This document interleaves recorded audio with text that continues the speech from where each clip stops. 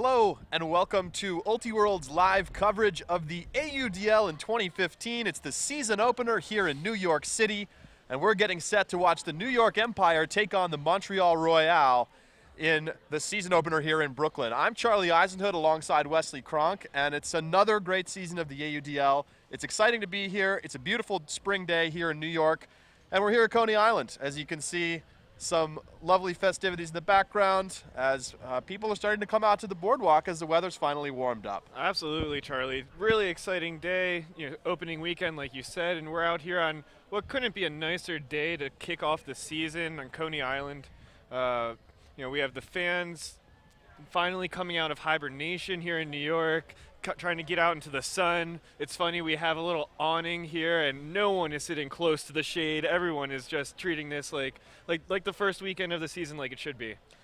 And it's an exciting start to the season for both of these teams. The AUDL got its overall season opened up yesterday. Of course, the big game yesterday was the first game in the AUDL Southern Division as Raleigh beat Atlanta in the ESPN3 live stream game last night. And we're excited to be bringing you this game here today, an East matchup that's going to probably mean something. Both of these teams have their eyes on the playoffs and, some different looking rosters than they had last year. We're going to get into that over the course of this broadcast. Just looking at these teams and the way they've developed over the last couple of years, of course, this is the Royale's second season and this is the Empire's third season. What are you expecting to see in this matchup today, Wes? Well, it'll be interesting to see how both sides come out to start this season. We have a New York side that is missing a bunch of their normal players, both on this roster, who they expect to be main contributors this year, but historically, these are players that have been with the club since its inaugural season a couple years ago. Montreal also losing some of their biggest names from last year. Eric Dion, #1 in assists. Tim Sang, Cantoni, top 2 goal scorers for their team. They're both teams that are going to be looking to try to find their identity here in the first game. I expect New York will come out like they have both of the last 2 years with creative defensive looks and a defense that's meant to confuse their opponents into turnovers.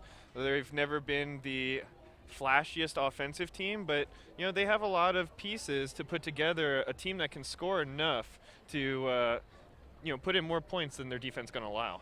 Yeah, this Empire team has really been the #2 team in the East behind the Toronto Rush, who have clearly dominated the division and, of course, won a championship 2 years ago, lost in the finals last year to the San Jose Spiders, and we expect to see them really finish atop this division again. It's, hasn't been a team that's really overhauled their roster in a way that would really lead you to believe that they're going to be able to beat the Rush. Right. But this Empire team has been the clear #2.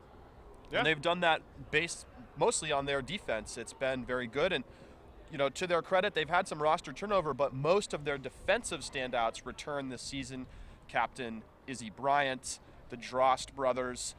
We'll get into some more of these names as we go. But notable, there's a lot of players out today for both teams.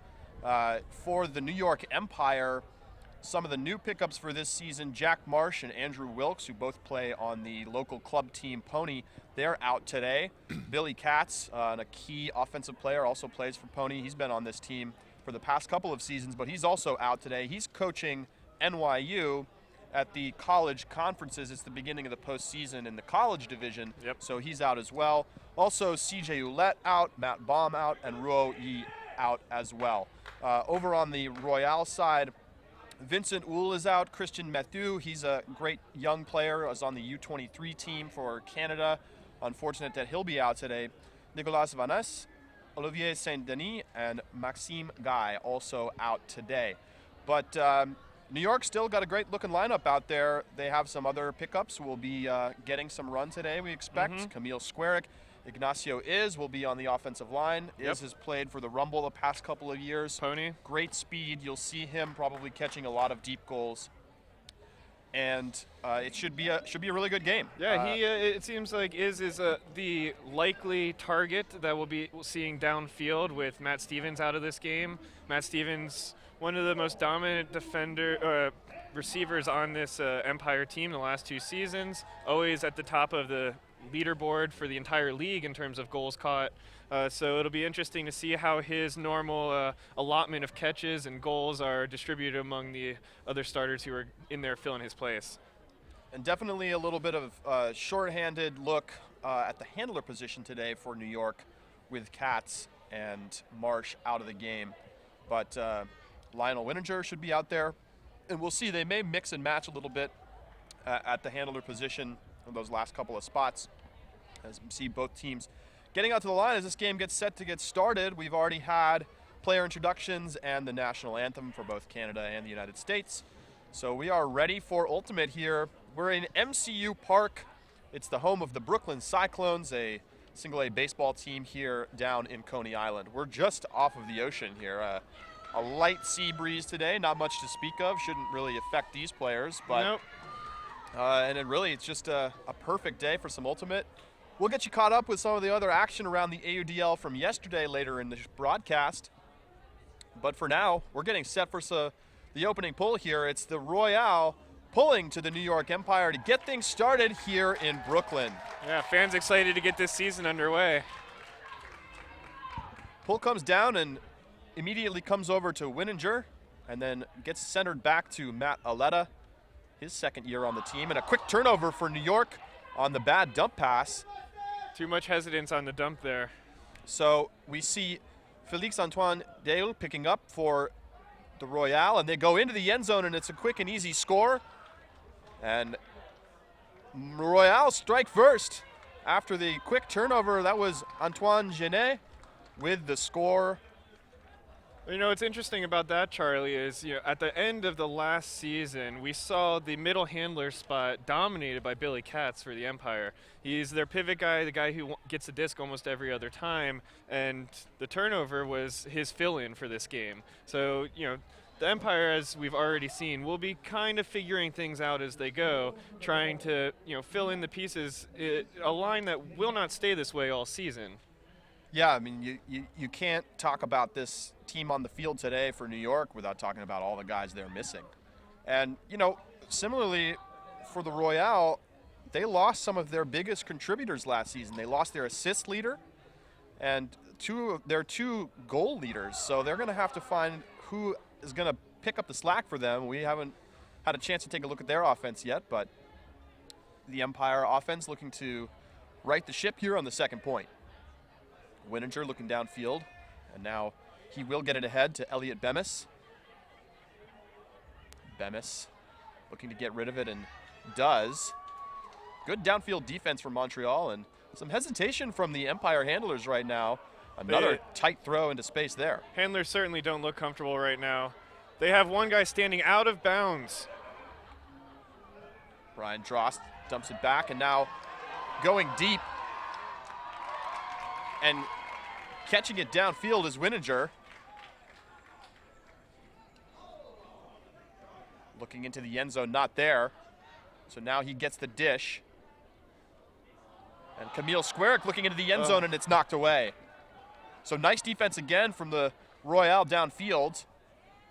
And you can see right away the little bit of shakiness from the handlers here for New York. Now, and this is a team that lost a lot of its offensive firepower from last year, so they're very much figuring things out on the fly.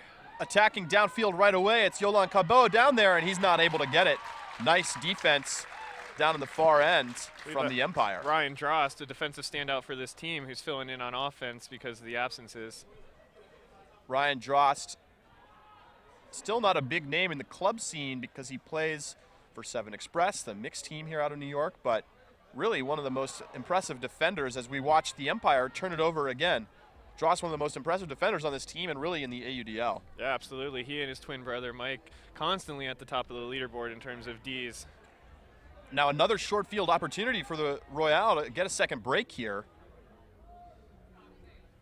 Swings across to Genet, and Antoine Genet goes into the end zone.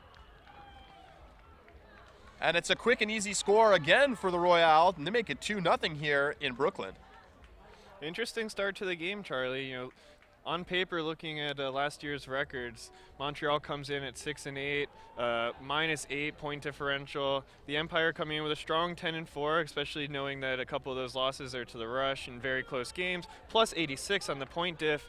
You know, you expect just coming in. There's some roster turnover on both sides, but no one really expected Montreal to jump out to such a quick lead and look more comfortable doing so. No question, the favorite coming into this game had to be the Empire. But you mentioned it a moment ago, Wes. This team, not the same team it was a year ago. It's really not. The notable losses for them: Noah Saul, Justin Allen, Matt Bode. That's the North Carolina contingent that's now playing for the Raleigh Flyers down in the AUDL South Division. Yeah, and a lot of their offense last year flowed through those guys, so it makes sense that they're trying a few different looks out. We see Mike Dross with the disc. Yeah, the Empire coaching staff.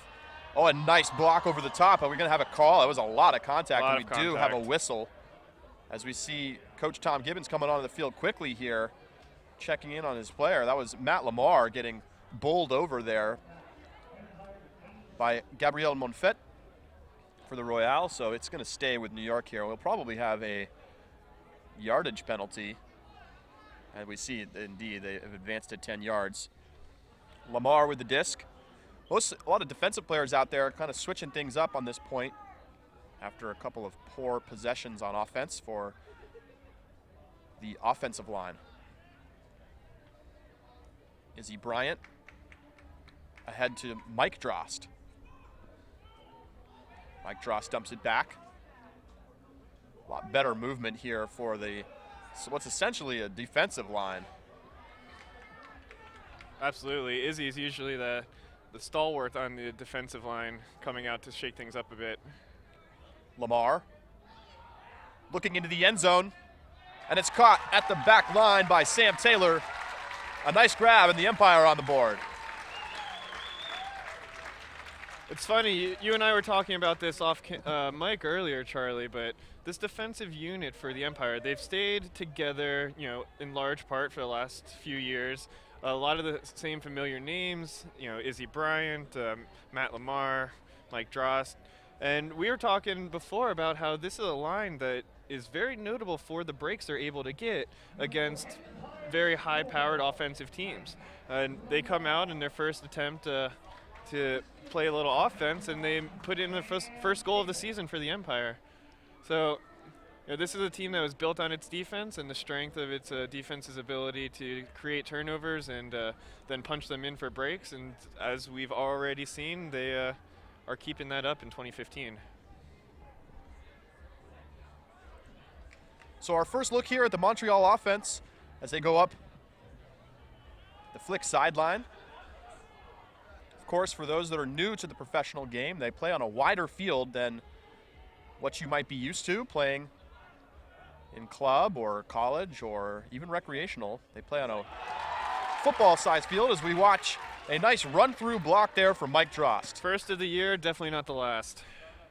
Gary Dixon, a new player on this Empire roster, swings it over to the sideline for Taylor. Taylor up ahead to Brandon Auerbach, up to Ross Ward. You can see right away the defensive line, just so much more energy, looking a lot more crisp than the offense. Yeah, dealing with the double team is much better than the handlers on the offensive unit as well. Shot to the end zone, and a beautiful grab. Mike Drost catches the bookend score for New York, and this game is tied at 2. Great start to the game so far for the Drosts. 7 minutes, 11 seconds to go here in the first quarter. That's really the amazing thing about the professional game. It's so fast-moving because of the clock-based system instead of the point-based scoring system. All of a sudden we had a game that starts 2-0 in a point-based game. That's almost a death sentence for a team. You get 2-3 points behind. Here, we're already back to even. Takes 2 seconds. Yeah, with such a short time between points, only 30 seconds separates the score from the ensuing pull. And we'll talk about some of the other rule differences. Of course, referees is the biggest thing of all.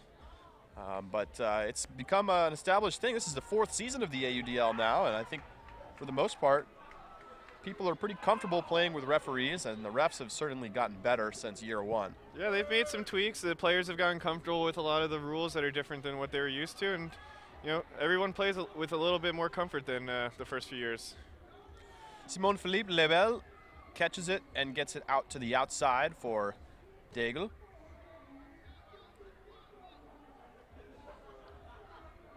Now up ahead to Cabot. Dished back to Grue. Kevin Grue, a mainstay on this team, on the offense. Double team from Empire. Cabot beats it, swings it back to Lebel. Now to the near side for Francois-Xavier Ott.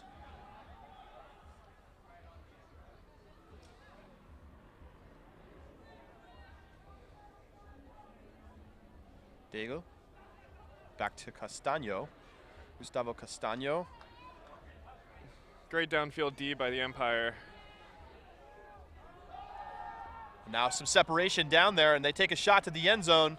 And it's a nice and easy score for Eric Saint-Amand. And the Montreal offense gets its first point of the game as they retake the lead. Excellent coverage underneath by the Empire, but when you have a big body like that and you put it out to space, sometimes you just can't do anything about it. And Montreal, not a super tall team, but they do have a couple of guys that can get down there and use their height. And as we mentioned at the start of the broadcast, they're missing a couple of players that would just generally be spark plugs for them on both sides of the disc. Notably, Christian Mathieu, their U23 player, and probably someone that they're going to be thinking about building around over the next couple of years. Yeah, that's something you have to expect will be on this roster and be on a couple all AUDL team rosters a couple years down the line. Absolutely. So the Montreal defense gets back onto the field, and we do see the starting offense back out there for the Empire. Ryan Dross dishes it back to Winninger. Now some nice movement.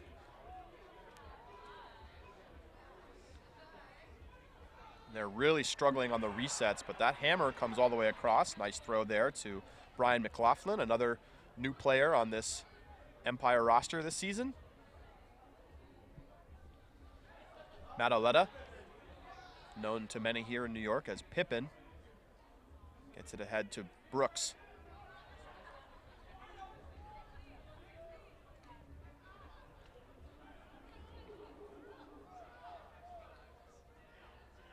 Zony coverage by Montreal, man zone. Winninger fakes the hammer. Now goes with the inside backhand. Nice throw, not quite into the end zone. It'll be right on the goal line here. And a little dish, and Winninger's in. And the Empire tie it up. A much better point from the Empire offense there, Charlie. They looked much more comfortable. They were able to move the disc horizontally across the field much better than we've seen previously, though it did take a pretty dangerous hammer to get it across, but they're moving the disc side to side, opening up cuts downfield.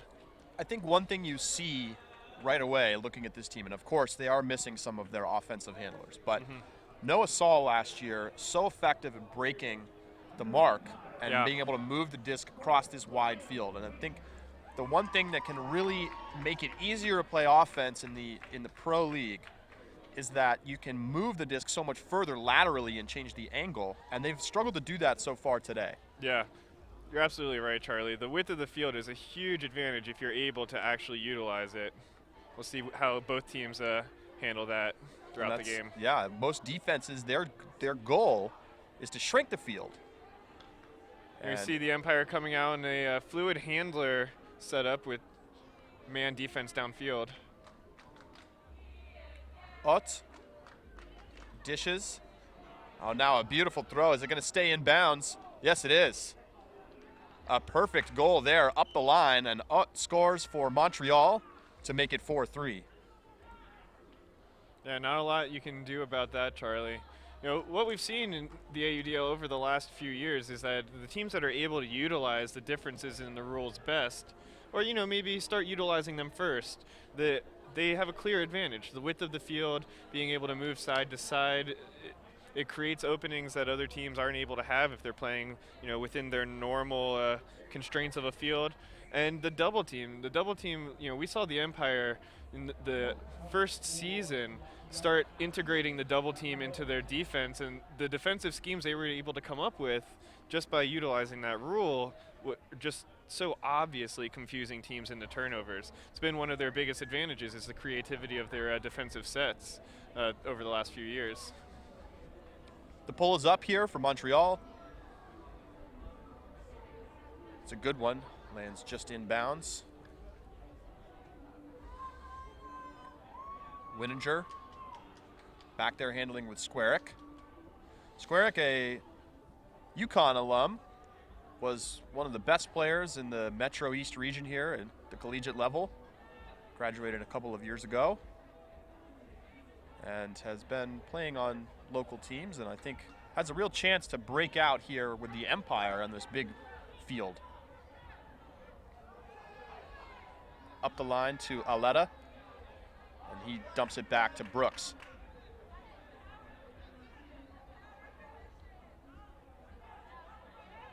Squarick steps out and breaks the mark, and that's something we haven't seen much of this game. Oh, but a poor throw there from Ryan Drost as he tries to go up the line to Brooks. Until he's not happy with himself after that one. So Montreal will get the disc here right near midfield.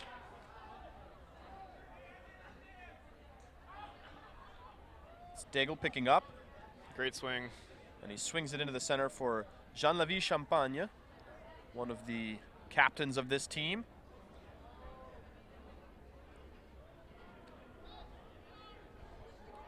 Gabriel Monfet back into the center for Kevin Guillemette. Really solid handler movement so far by Montreal. Looking for Saint-Amand, but a big D down in the far end zone from Matt Wiener for New York. Yeah, probably an ill-advised decision to float the disc out in the space there, but the handler movement side to side by Montreal was very impressive that last possession.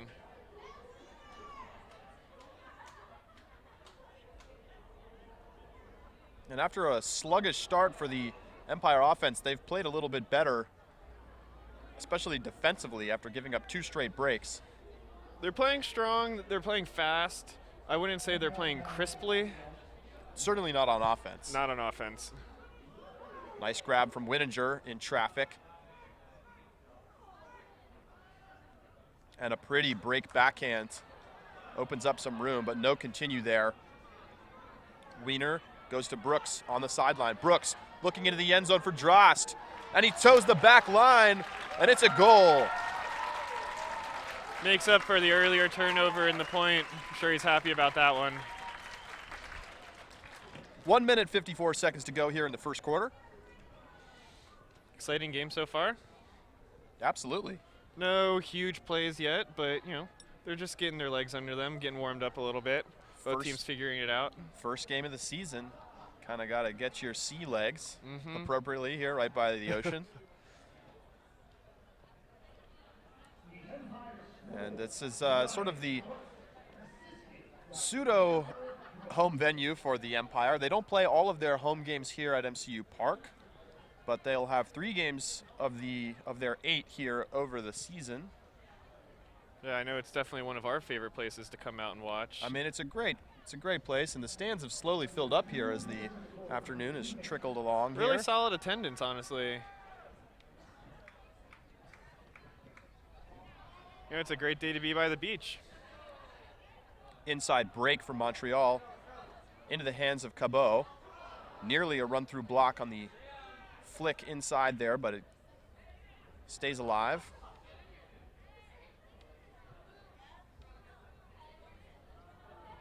Lebel out to the outside. Another inside break to Sean Saint-Jean-Timmy.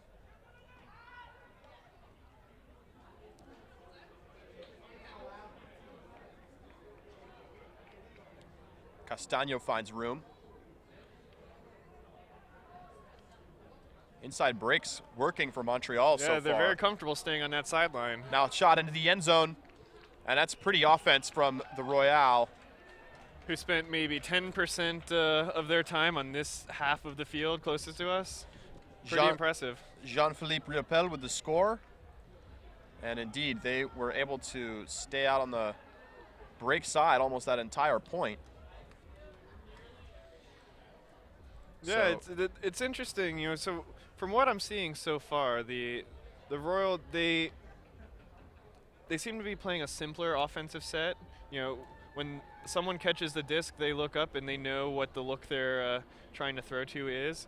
I don't know that the Empire I could necessarily say the same about. You know, it could be a product of having guys who aren't used to starting from still sets on offense, playing set plays that they don't know or don't have internalized. But Montreal, you know, sometimes when you have a fluid lineup of guys coming in and out, it's best to just play a simple game and get back to basics, and that seems to be working for him so far. So less than a minute to go here. Keep you updated on the time. You can see it on the scoreboard in the background there as we pan across it at times, but likely to have another shot at a possession if they can put it into the end zone here. Squarick puts up a big hammer out into the space, and it's knocked away by the Royal. Great D on the hanging hammer.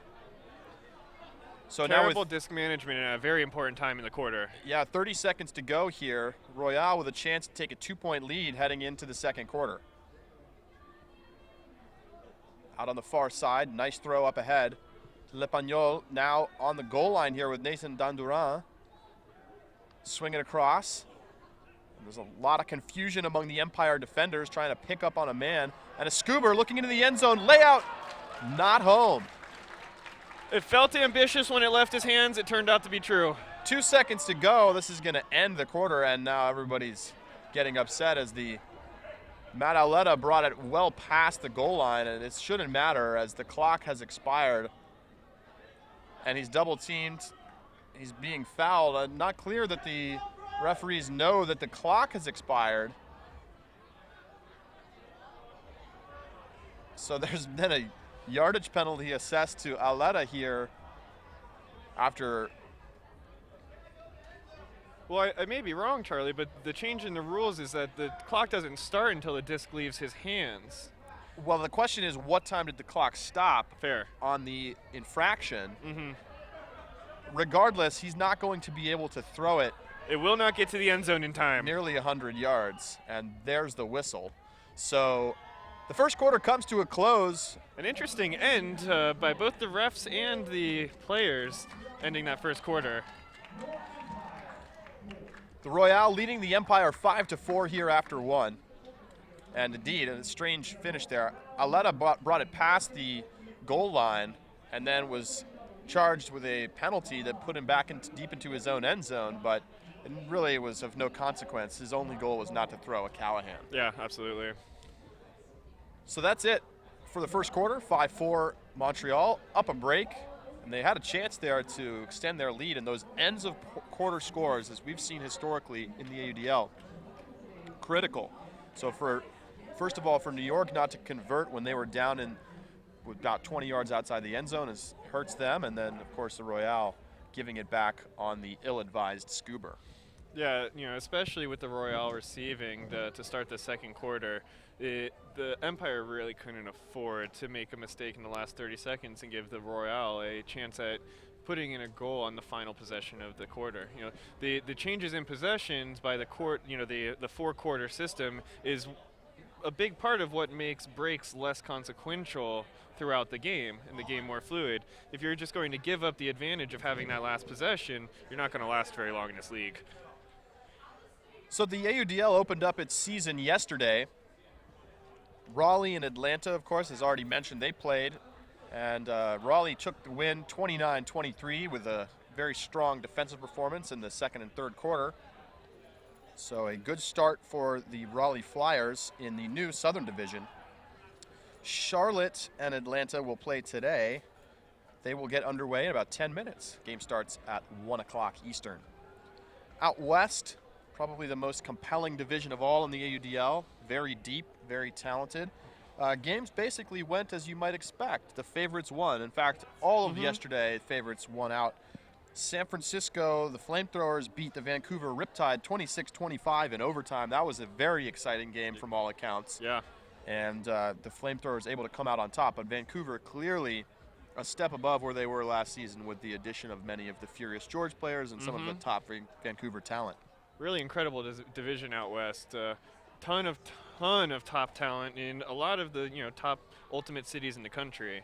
Seattle, the Cascades beat the Los Angeles Aviators 29-20.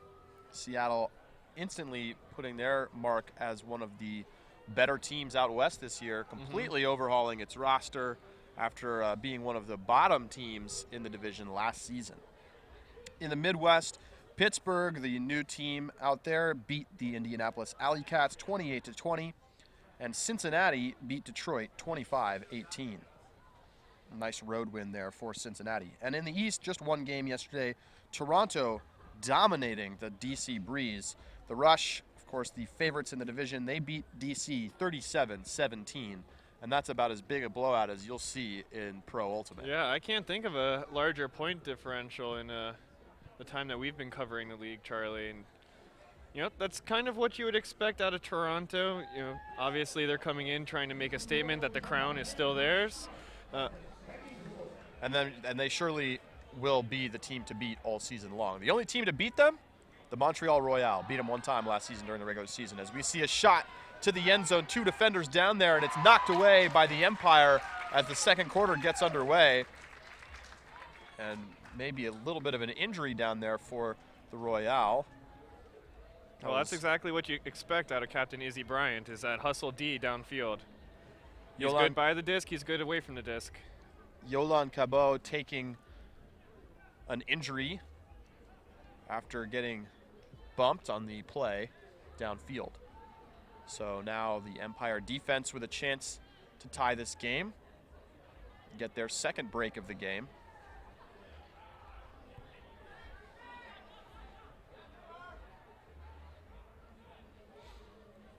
Beautiful strike cut from Gary Dixon.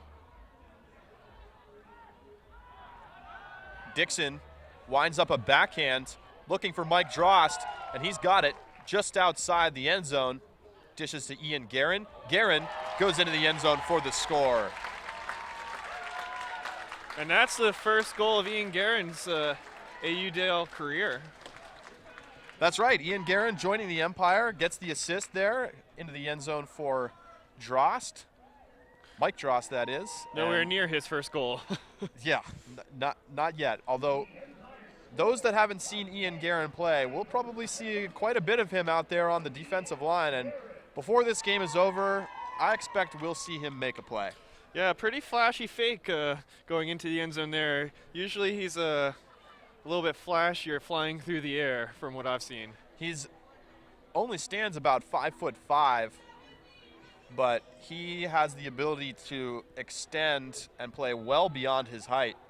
And he comes up with pretty spectacular Ds and has done so at pretty much every level that he's played at. So tie game here. Empire opening the second quarter with a break.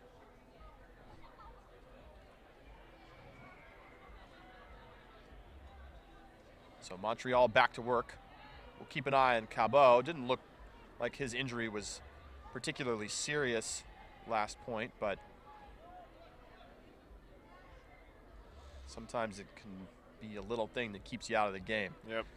Disc in the hands of Renaud Nemours.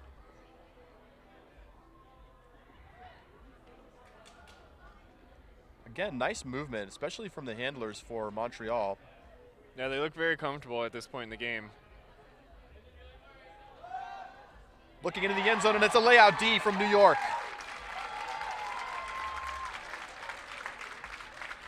Beautiful play at the front cone there from Timmer Farrell, another new name on this Empire roster.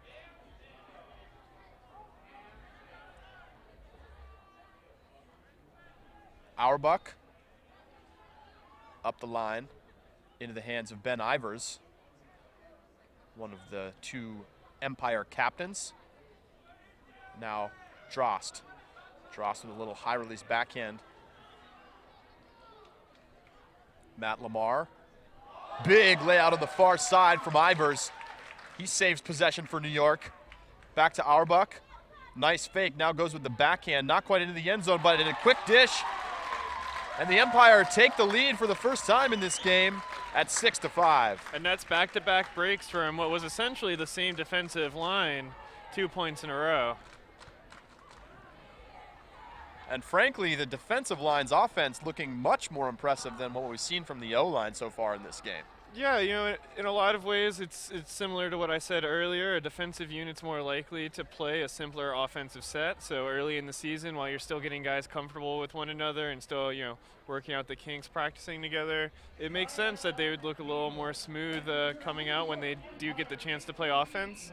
But, you know, this is also a unit that has largely been together for 2-3 years now. And, you know, they're just picking up right where they left off. Timeout on the field with the Empire up 6-5. There's 9 minutes, 27 seconds to go here in the second quarter. And it's just really a beautiful day here in New York. Can't stress it enough. Been a long, tough winter for us New Yorkers, but it's just a perfect day. No clouds in the sky.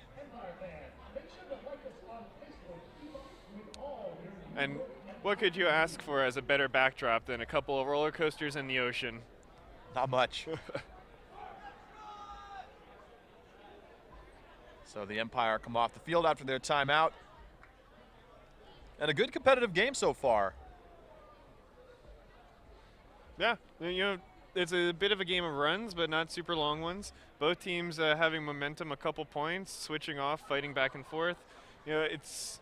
Yeah, we've done a lot of games, Charlie, where at this point we know who's going to win.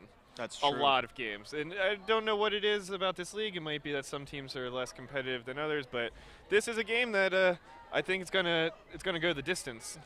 The Empire always play well at home. They nearly beat Toronto in their home opener last year. It was really a game they should have won, but they let it slip away. But otherwise, they were pretty much untouched at home. And another layout D from the Empire. But, oh, a huge second effort grab from Montreal, staying in bounds. Oh, what a beautiful play that was. Babino just got a piece of it. And another layout D. Incredible. And the Royal have got to adjust where they're throwing the disc because they're putting it right into the lane. And we're seeing great things. Oh, that's an easy interception there. Just got away from the thrower. Kevin Grew with the easy catch block as the throw hung up in the air. Now in the hands of Timi. Strike cut just outside the end zone and a foul called as Rio Pell gets bumped by Guerin. So he'll get to center the disc and have it right on the goal line. Yeah, a bit of a costly error by Guerin. And it's an easy score. But there's some sort of violation, so the disc was never whistled back into play. And it'll be a 10-yard penalty for the infraction getting started before it was ready to go. And not quite in, but now dished into the end zone. So Montreal punches it in. Resilient point by Montreal. It's very easy after a couple of pretty excellent defensive efforts by the Empire for Montreal to have expected not to have won that point, but they stuck with it and ended up punching it in. And really not a good foul there by Guerin. Yeah, it was an interesting call. You know, this isn't a league that has the luxury of instant replay, but it looked like there was a good amount of emphasis put on the bump by the Montreal player. That's fair, but I think, you know, Guerin came into the space, clearly created the contact. Yeah. And it's really an easy call for the referees.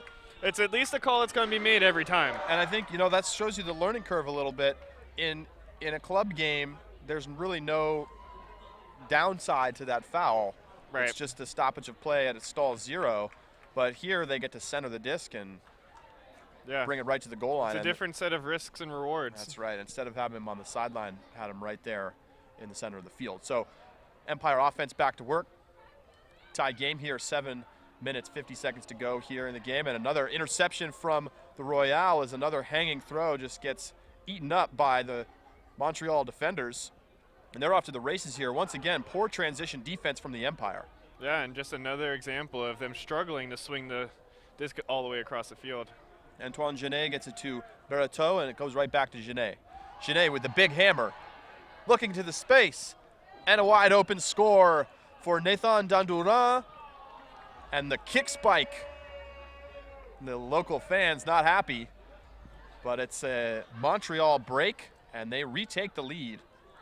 You know, an interesting thing that we're seeing, Charlie, is the Montreal receivers being able to get just a couple steps behind the Empire defenders, and you know, them having throwers who are willing to put it out to space.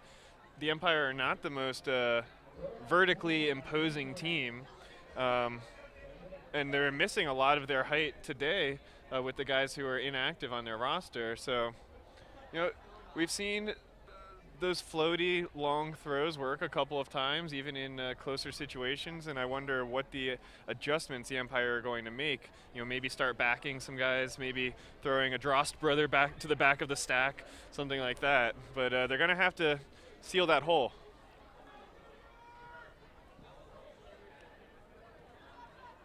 Another good pull. Lands just inbounds, so Empire will have to work it out of their end zone. Wininger fakes the backhand, now looking to the dump, and he's going to have to go cross-field. Dangerous pass there, but it does connect. Now with Ryan Drost. Dish back to Aletta, to the sideline for Auerbach. Big bid from the Royal, but nice body out by the cutter for the Empire. Just back with Aletta, good fake there. Sends the mark flying. Now Taylor Brooks taking a shot downfield and into the end zone. And it's a score for Elliot Bemis. And the deep game working well for the Empire here early in the game. Yeah, you know, that was a great example of the point we've been making all game, Charlie. You know, the three handlers for the Empire are lined up using no more than 65% of the width of the field. On that play, they finally had someone come from the stack all the way over to the sideline and making space for a throw instead of trying to find their way through occupied space. You know, they utilized the field for the first time, and it was a very easy pitch and catch. I think one thing that we've seen that's helped the offense is that they brought Brendan Auerbach over from essentially the defensive line, and they've had him as an additional handler back there, and I think having an extra handler has helped them to kind of start to create a little more movement in the backfield. Yeah, and Auerbach's a veteran of this league. He knows how to utilize the rules to his advantage.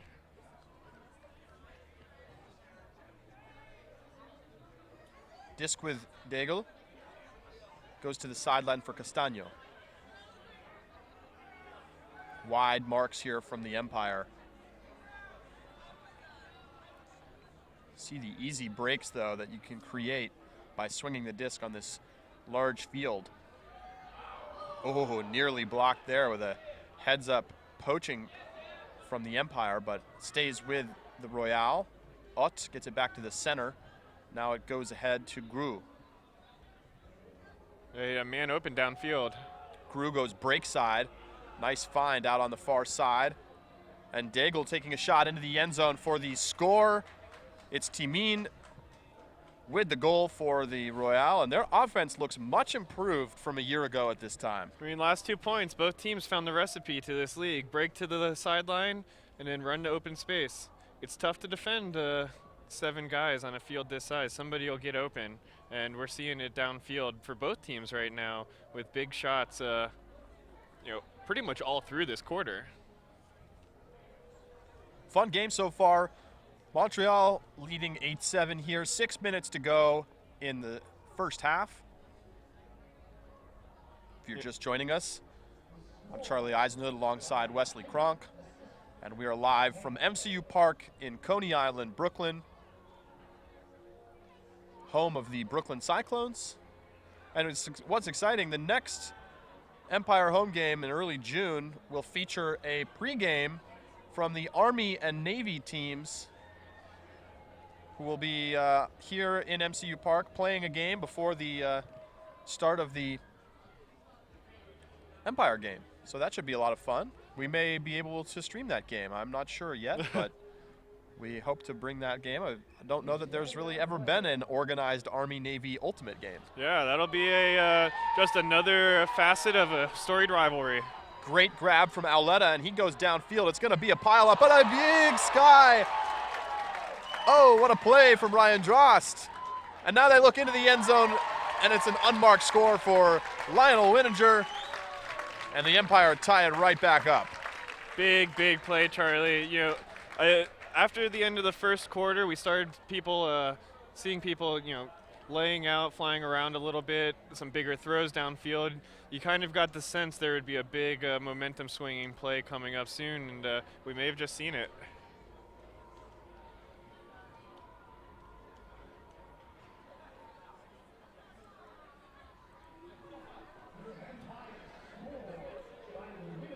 So with just under 6 minutes to go here in the first half, we've got a tie game. It's funny, it took us a second to figure out who had come down from that pile. We should have just said Drost. You knew it was going to happen. Almost the entire 14 players on the field coming down underneath that disc. Yeah. But the most likely suspect was the one who comes down with it. Disc with Lebel. Ooh, a bit of a miscue. But Montreal's been catching breaks so far when things aren't perfect, and we see a nice shot up the line, but it's going to be defended, and it's going to be easily knocked away by Ben Ivers on the backside with good coverage from Joe Babino, forcing the Montreal player to try to go up early. Yeah, and definitely not the best throw we've seen out of Grew so far today. He has some power in him, and that one just got away. There is a light breeze coming from right to left on your screen. Ocean just off to the right there. You can see it in the background. So sea breeze coming in.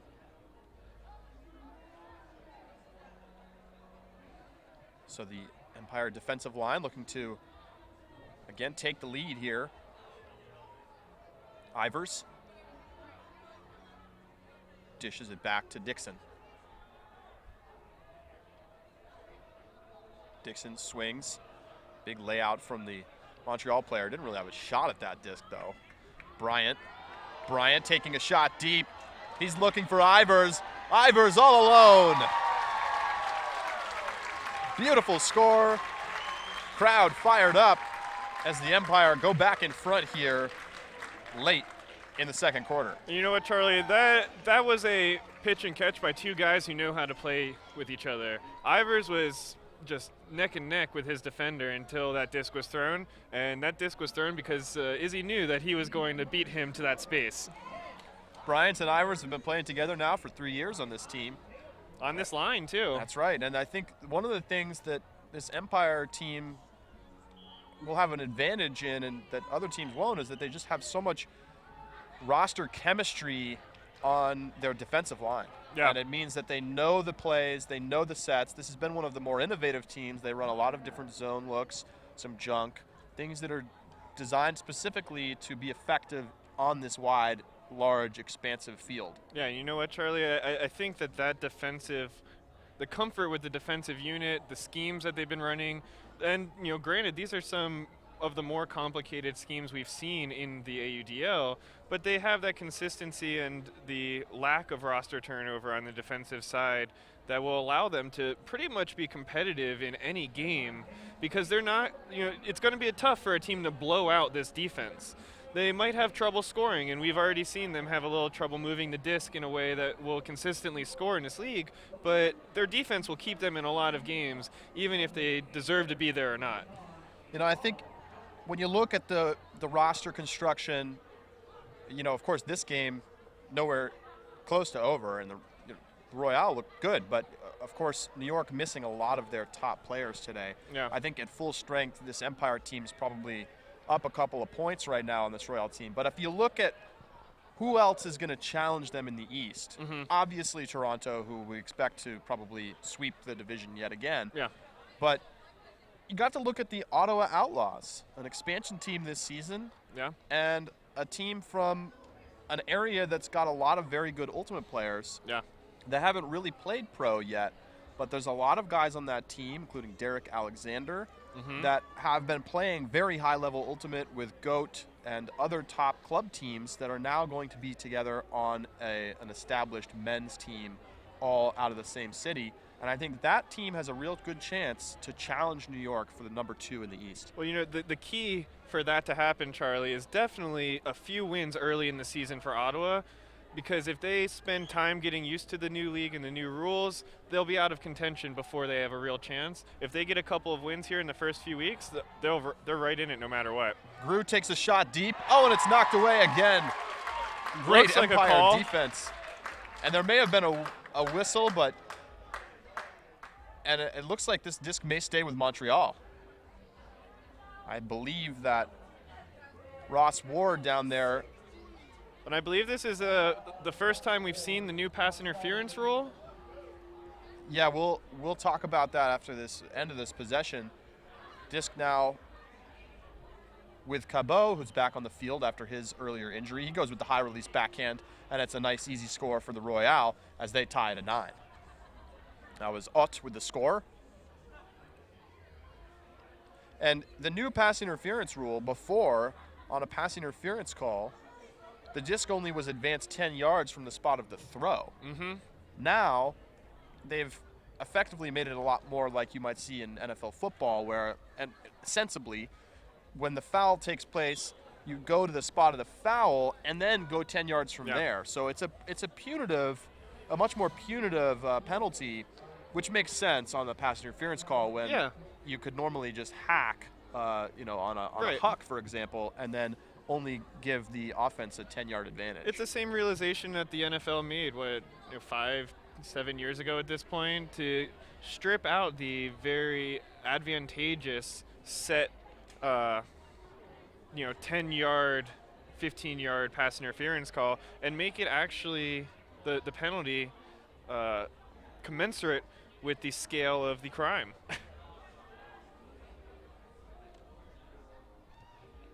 Lots of college conferences going on around the country. You can check out our Twitter account, UltiWorld Live, to keep up with some of those games. Ryan Drost dishes it back to Camille Squarick. Squarick with a nice backhand fake, puts his defender on the ground, gets it ahead to Ignacio Is dishes back to Squarick, who has to make a nice adjustment and makes the catch. Now Brooks over to Drost. Ryan Drost dishes back. Squarick to the sideline for Aletta.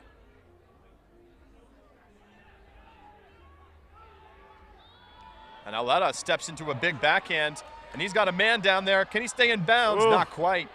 Ryan Drost gets pushed out of bounds on the Aletta backhand. Just a little bit too much.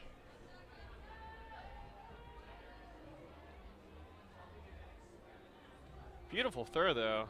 Just looked effortless. 2 minutes, 20 seconds to go here in the first half. Tie game, an important point here. Guillemette with it. Out to the sideline for Danduran. Comes back to the middle for Monfet. Parenteau. To the near sideline, and a shot downfield is going to be tipped up into the air. Still a playable disc, but it's taken away by Taylor Brooks. Antoine Genet, the intended receiver, but never really had a chance at that disc as Brooks had him smothered. Aletta taking another shot deep on the big backhand. Oh, Great and a huge grab. trailing edge grab from Ignacio Is dumps it back. And now he'll catch the score. Great play from and that's the kind of explosive playmaking that he can bring to this Empire team. Yeah, I was waiting for it to happen. I knew there would be a point where they started putting the disc up to him because he is a guy who can run and track down a disc. And, they have a hole with Matt Stevens out down the field that, we're seeing them try to figure out who's going to take that shot. So the Empire take the lead with 1 minute, 23 seconds to go here in the first half. And you're you wonder, will Montreal try to milk the clock a little bit here? You can score very quickly. You can score in, I'd say most scoring plays happen within 30 seconds. I wasn't quite clear the last time they had this opportunity whether or not they did it intentionally, but they took a pretty significant dump away from the end zone with about 15 seconds left. That seemed to me to be their attempt at taking the last shot at the end zone. So we'll keep an eye on the clock here as Montreal works up the field. Nice, tight defense on that sideline, and a whistle. I think that's going to be a stall. Oh, that's a big break for the Empire. So the stall hits 7 seconds, and that's a turnover. Very surprising. Montreal's been great at handler movement all day. Bad timing on that. So just a note for those who may not follow the pro game that closely, in the professional game, the stall count, which is basically the allowable time that you're able to hold the disc, is counted out by the referees, and it's 7 seconds. So you can't hold it too long, and that time Montreal did, and they turn it over in the red zone. It looks like New York's taking a timeout here. Want to set up the play with 47 seconds to go here in the second quarter. Well, I expect they're having the same discussion we were just having as to whether or not they want to try to milk the clock and take the last shot of the half, or whether or not they just play their game and hope to score and be happy ending the half on defense. I expect the latter, especially given that this team has kind of struggled to have fluid possession so far on offense. But this is a team that's very creatively coached at times, so anything could really happen.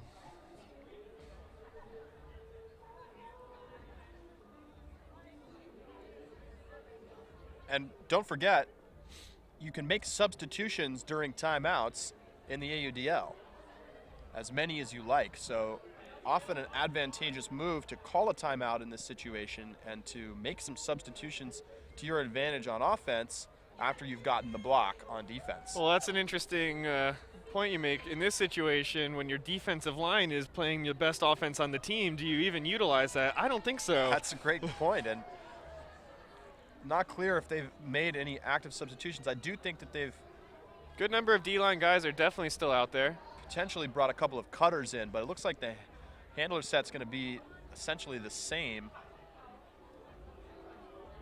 We see Izzy Bryant back as the dump, looking to find some room, and a dangerous throw there, but Bryant able to make the catch. He'll swing it over to Sam Taylor. Taylor dishes it back to Dixon. Now Bryant gets it right to the goal line with Mike Drost. Mike Drost thought about the hammer, but wisely looked it off. Comes back to Dixon. Dixon looks for Bryant, and he's into the end zone for the score. And it's the biggest lead of the game for the New York Empire as they go up 11-9 with just 27 seconds to go.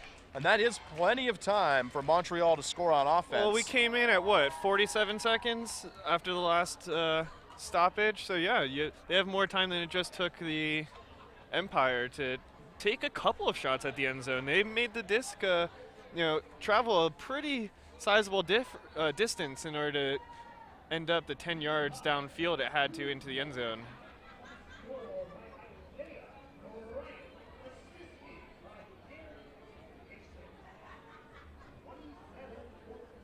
So 27.5 to go here in the first half. We see Iz out there getting ready to pull for the Empire.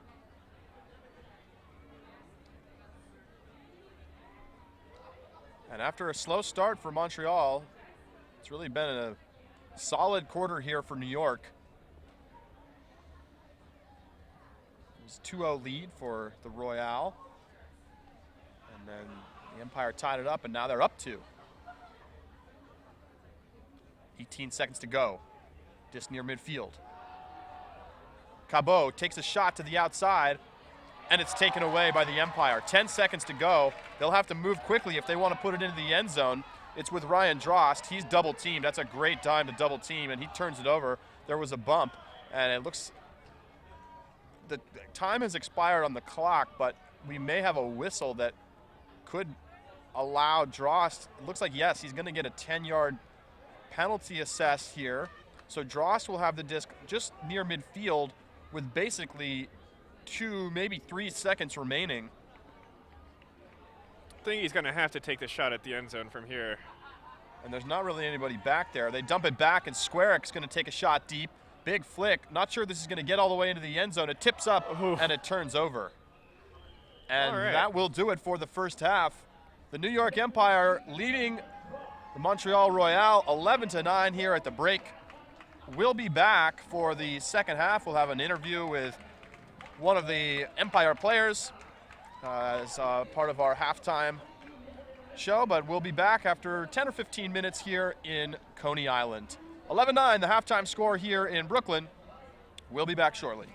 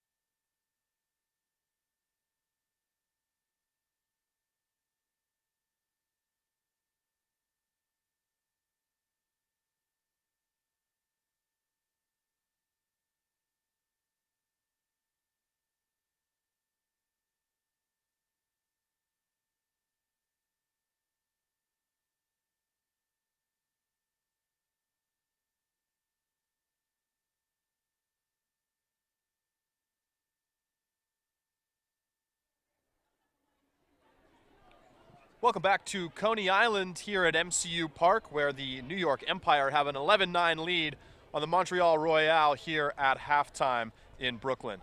We're joined now by Mike Drost, who's one of the, now a defensive and offensive standout at times for the Empire. And Mike, thanks for coming on with us. You guys kind of got off to a bit of a slow start today, but you kind of came back strong. Now you got a 2-point lead. How did you guys turn it around? Well, unfortunately, we've been in that situation before. Last year we had a game against the Royal where the same thing happened. We had a game against the Breeze. So we have experience, being down like that. Unfortunately, like I said, that happens sometimes in games. And so we know it's a long game. There's still a whole half to go, and you got to play all 4 quarters to win each game. So it seems that you guys are having a little bit of you had a shaky start on offense. But, that defensive line, the unit's been together for a while. How much has that helped you early on just stabilize the team, knowing that your defense is going to make the stops you need? Yeah, it definitely helps to playing together, but we also have some new guys as well on defense. I know Timmer had a great layout D. We've got some other new guys, but it definitely helps to have that consistency together. I've got confidence in the O-line. They did have, there's a little shaky there, but they're working in a lot of new guys, and consistency is hard to come by on O. Yeah. We've got it back where we want it with a lead at halftime, and hopefully we can finish it out in the second half. What did Coach Tom Gibbons talk about in the locker room at halftime? We didn't talk about much because I actually, I had to come up and do this interview, so I didn't have time to hear what he said in the locker room. But I'm sure he was saying some of the same things about, there's another half to go. We got to keep up the intensity on defense, and O-line's got to find that consistency that I know they can. All right, Mike Drost, thanks so much. Yeah, you're welcome. Thanks, Charlie. Good luck in the second half. Mike Drost, one of the defensive stars for this Empire team over the last couple of seasons. And he will be back on the field with the team momentarily. The second half going to get underway here very shortly. I'm Charlie Eisenhood alongside Wes Kronk. Yes, sir. Getting ready for the second half here. 11-9 the score. The Empire out in front. Basically, their defense getting them right back into this game after a slow start. They found themselves behind 2-0, giving up 2 straight breaks on very ugly offensive possessions to start the game. But they've stabilized a little bit. Yeah, absolutely. And then you saw towards the end of that half there being a couple of defensive breaks of their own to get them back into the game, get them back into the lead, and, kind of get them into a rhythm that, where they look a little more comfortable. Still, talk to Mike Drost. There's a shakiness on offense to start the game. I think that persisted through most of the half, but the results got better. And sometimes, offense might not always look great, but as long as you can get it down the field enough times, then, at the end of the day, this team will leave happy. So what we've seen so many times from this New York team is that they come out in the second half, make the right defensive adjustments, and I think Tom Gibbons has some of the better X's and O's in the AUDL, especially defensively. And they often find themselves pulling away in the third quarter. We'll see if that continues today here in their season opener here in Brooklyn. They will begin the second half, however, on offense, as we see their offensive line. And the pull here is up, so the second half is underway. 12 minutes on the clock here in the third quarter. Yep, turning the keys back over to their standard starting 7 on offense. Ryan Drost with it. The Empire work from right to left. Wininger fakes the backhand. Gets it back to Drost. Camille Squarick gets it over to Wininger. Little bump on the mark, goes uncalled. And a nice hand block, but Squarick able to get over there and make the play. Good defense from Philippe Tivier. And now a shot down the field from Taylor Brooks. 3 defenders down there, and they're able to knock it away. Surprising choice there with throwing into triple coverage. Triple coverage, and the wind has picked up a little bit here to start the second half. So that disc didn't quite have the distance on it that I think the thrower intended. Ooh, dangerous bid by Drost.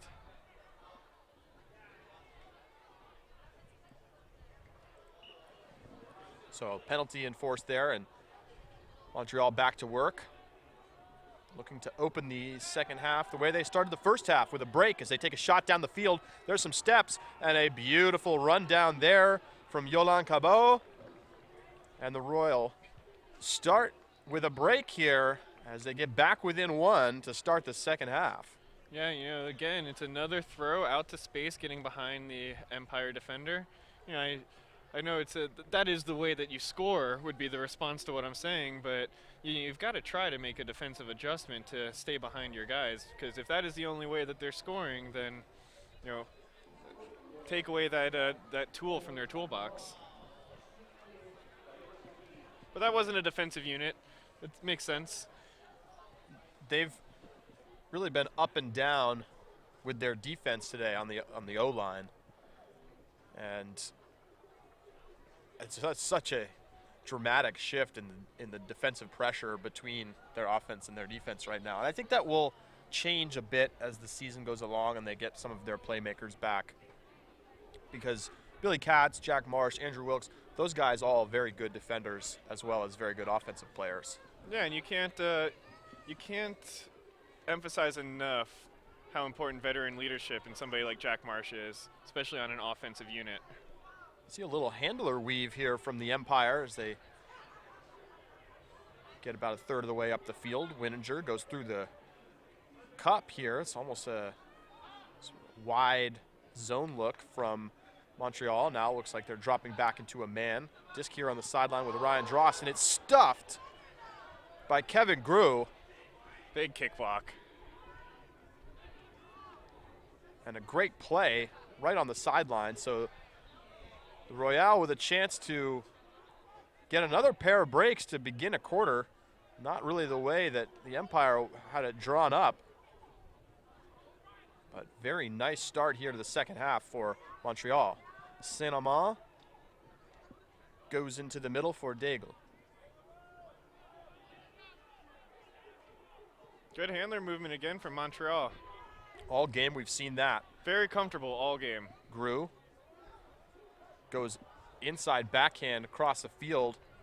Gets it to Berreteau, who gets it up ahead. Not quite into the end zone, but a foul call is going to bring this disc right to the goal line, centered up. Lepagnol with the disc in his hands, looking to tie the game. Goes into the end zone. Oh, tough look, but gets the job done. Yeah, not necessarily as consequential a penalty as the one we saw on Guerin earlier, but still, that's a goal line situation where you, at most, do not want the disc centered and for there to be two sides of the field that you then have to defend. It's hard enough if you're just defending one. Some other AUDL games going on around the division right now. Toronto playing Philadelphia. It's 7-6 Toronto. So a tight game there.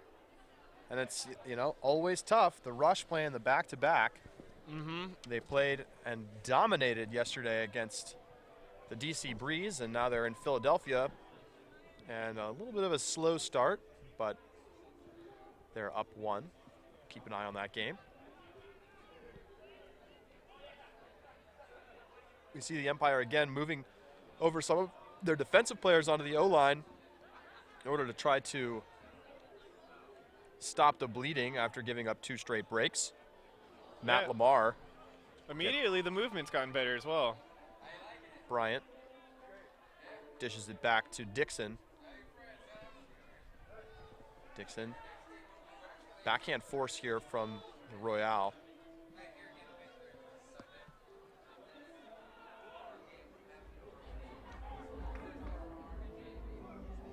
Matt Lamar dishes back to Dixon. Cutter's not getting much going on right now, and now some nice defense. Oh, it was close to a stall there, but gets it out into the space, and Lamar able to go up and make a play.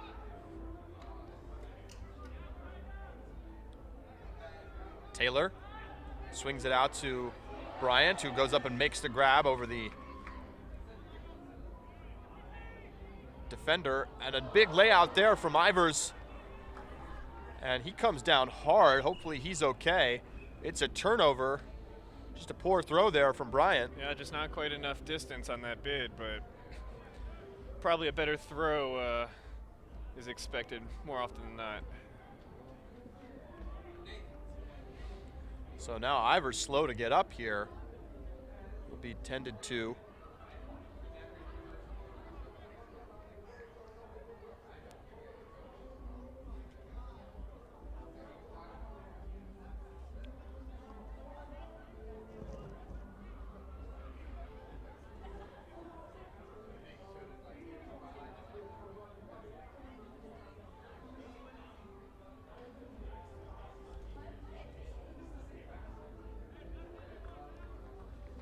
So it looks like he'll be up and at least walking on his own accord, although he's walking gingerly on that right leg, maybe his ankle. So we'll see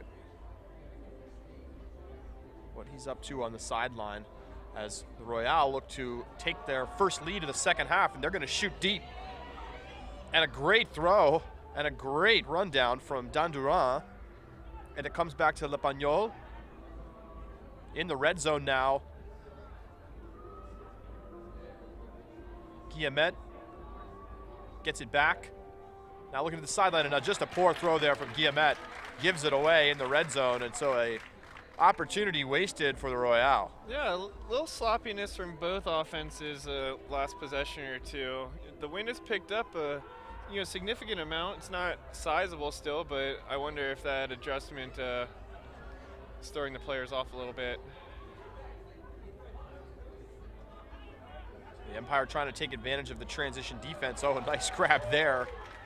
Somehow Matt Lamar able to keep that disc off the turf, and now he's going to shoot to the end zone, and a great grab down to the far side. Timur Farrell goes up, and he makes the catch.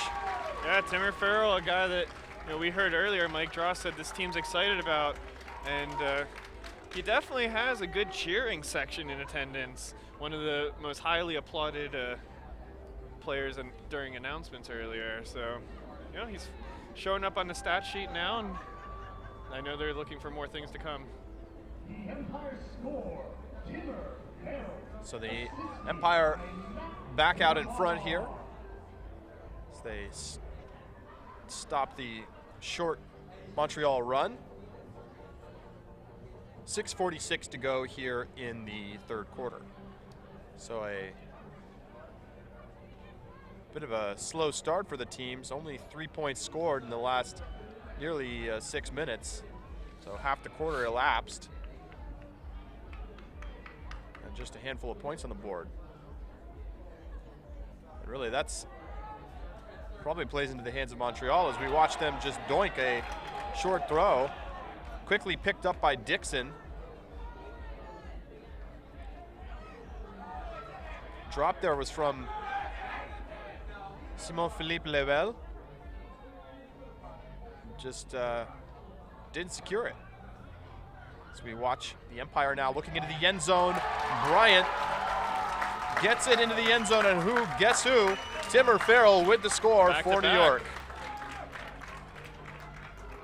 Yeah, excellent work by the Empire there. They trusted their D-line to stay in and take another shot at the Montreal offense. Luckily, Montreal made it easy on them, and all they had to do was play a little O of their own.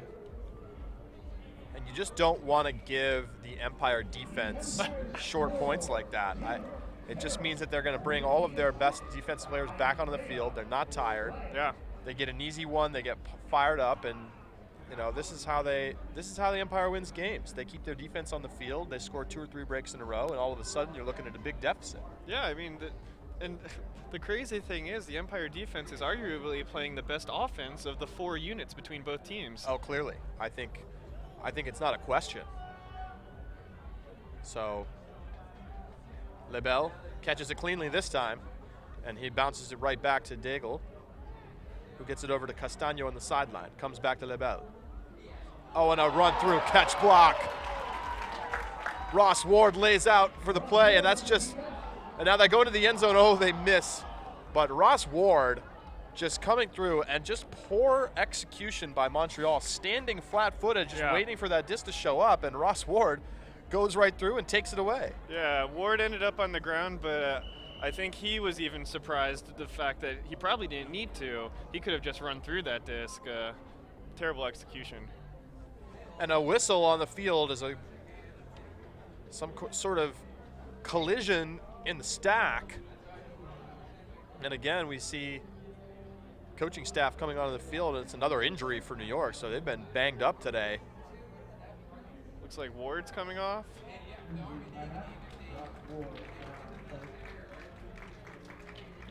So we'll see who places him on the field. It looks like it'll be Ryan Drost. So Ott comes underneath, gets it ahead to Timin.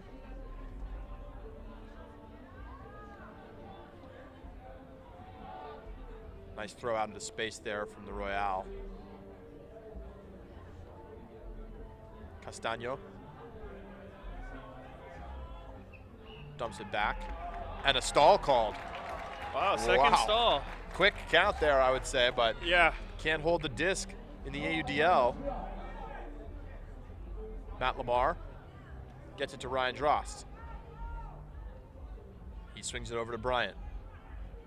Chance for New York to take a 3-point lead as they look into the end zone, and all alone it's Joe Babino. And the Empire go up 3. And it's their largest lead of the afternoon with 4:57 to go here in the third quarter. Great work by the Empire handlers to take what was given to them there and work the disc gradually across the field. And diagonal is a direction that works for this team. And they went from the close side to the far side in 3 throws. That could be a point in most situations in the ADL. It's been a little surprising. The Royale, they've got 4 or 5 breaks in this game, and yet they're down 3. But their offense has actually really on the whole looked better than the Empire's offensive line. And I think you wonder if the impatience is what's hurting them. Yeah. Because we've seen their handlers look very good, and they've been able to work the disc back and forth amongst each other, but then we've also seen them take some very ill-advised deep shots at times into coverage, and they've also had a lot of throws go a little bit behind the intended receiver, enabling New York to make layout Ds against them. Yeah, they aren't playing a style right now that works with the very athletic defense and downfield defense that the Empire is bringing. So again, good flow from Montreal. No trouble getting dumps. Yeah, we'll see if they can sustain it for the entire point here.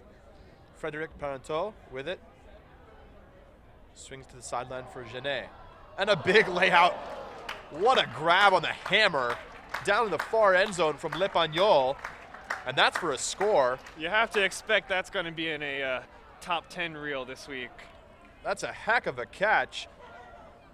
And just able to keep his hand thumb side up, get it in there into the rim, and catch that upside down disc. That's as good as a play as you'll see all day. Yeah, pretty ambitious throw. It's one of those plays that if it works out, the coach tells you, great job, don't ever do that again. Oh, and you could hear the home New York crowd impressed there. A big roar went up there when that catch was made. That's a lot of high Frisbee IQ here today. Yeah. And everyone can appreciate a play like that. Yep. 4:24 to go here in the third quarter. Empire up 14-12. This is an important game. These teams don't see each other too often. I believe the Empire will play the Montreal once more up in Montreal, but that's it for the season. And so getting these wins early, critical with just a 14-game regular season.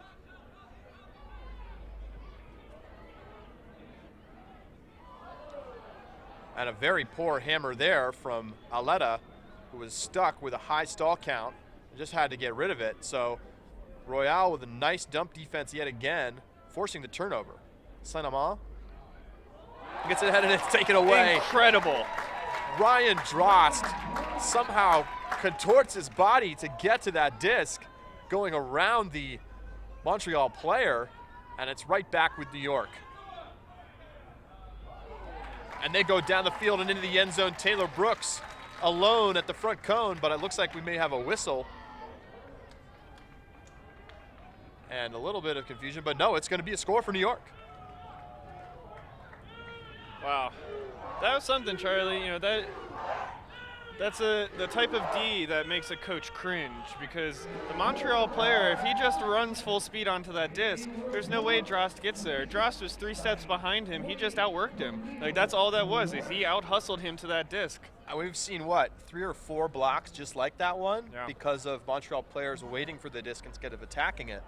And that's why it's a basic fundamental that you learn very early when you start playing Ultimate. You've got to run to the disc. Yeah. Because otherwise you're going to give a speedy defender a chance to make a play. There's almost always someone you don't see running at the same disc, so you better get to it as soon as you possibly can. Empire back up 3:39 to go here in the third. Defense back on the field for New York.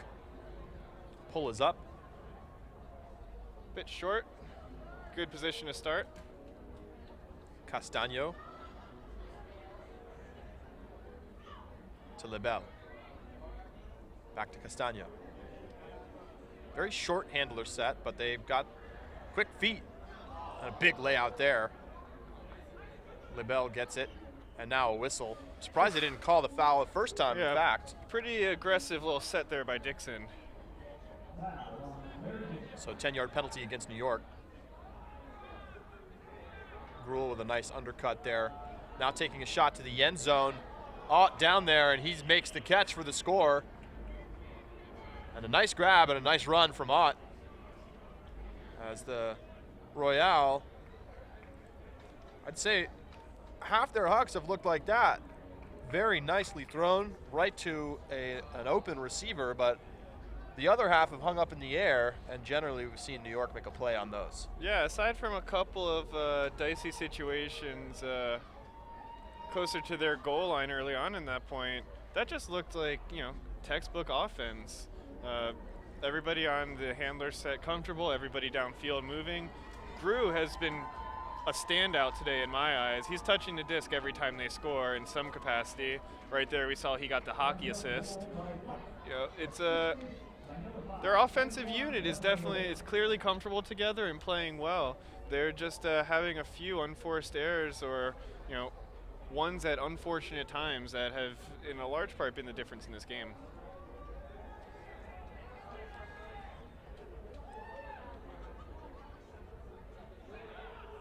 Empire offense back to work, comes to Aletta on the sideline. We continue to see very good dump defense from Montreal. And this swing, a dangerous one, a nice low catch from Brooks out on the far side.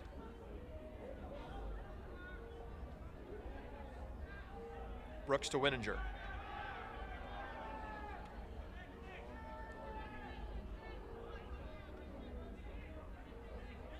Montreal switching to man D. And now a cross-field blade to Iz. And he's got the end zone dance going. 16-13 New York. You know, that's the trouble, Charlie, with switching midpoint from a zone to a man D is, you know, the guy that you end up on during that transition could be pretty far away from you. And that's what we just saw. The midpoint switch by Montreal leads to coverage that is not not nearly close enough, given the caliber of thrower that every player in this league is. That was an easy throw for anyone on this field, and it was a product of a poorly timed transition. Yep. The transition defense so important, especially here in the AUDL, where there's so much room on the field. If you don't match up with somebody quickly, they're going to be able to get open space very easily. Absolutely. Just a note, the NYU men's team defeated Columbia in local Metro New York news in the finals of the Metro New York conferences. Both teams will advance to regionals as we see a shot down the field and into the end zone for Montreal. Very quick score for them. And it's Grew down in the end zone with the score. So much better offensive efficiency here in the second half so far after a little bit of a rocky start in the first couple of points. We've seen a lot more scoring here in the second part of this third quarter. Yeah, Montreal seems to have, at least to some extent, started figuring out the downfield defense that New York has been playing. New York has been playing a pretty wide open, dynamic handler D with man downfield, and it seems that the pretty much whenever they want breaks are now leading to whenever they want hucks, and that's going to be dangerous for the Empire if Montreal continues to have that consistency. 2:10 to go here in the third quarter.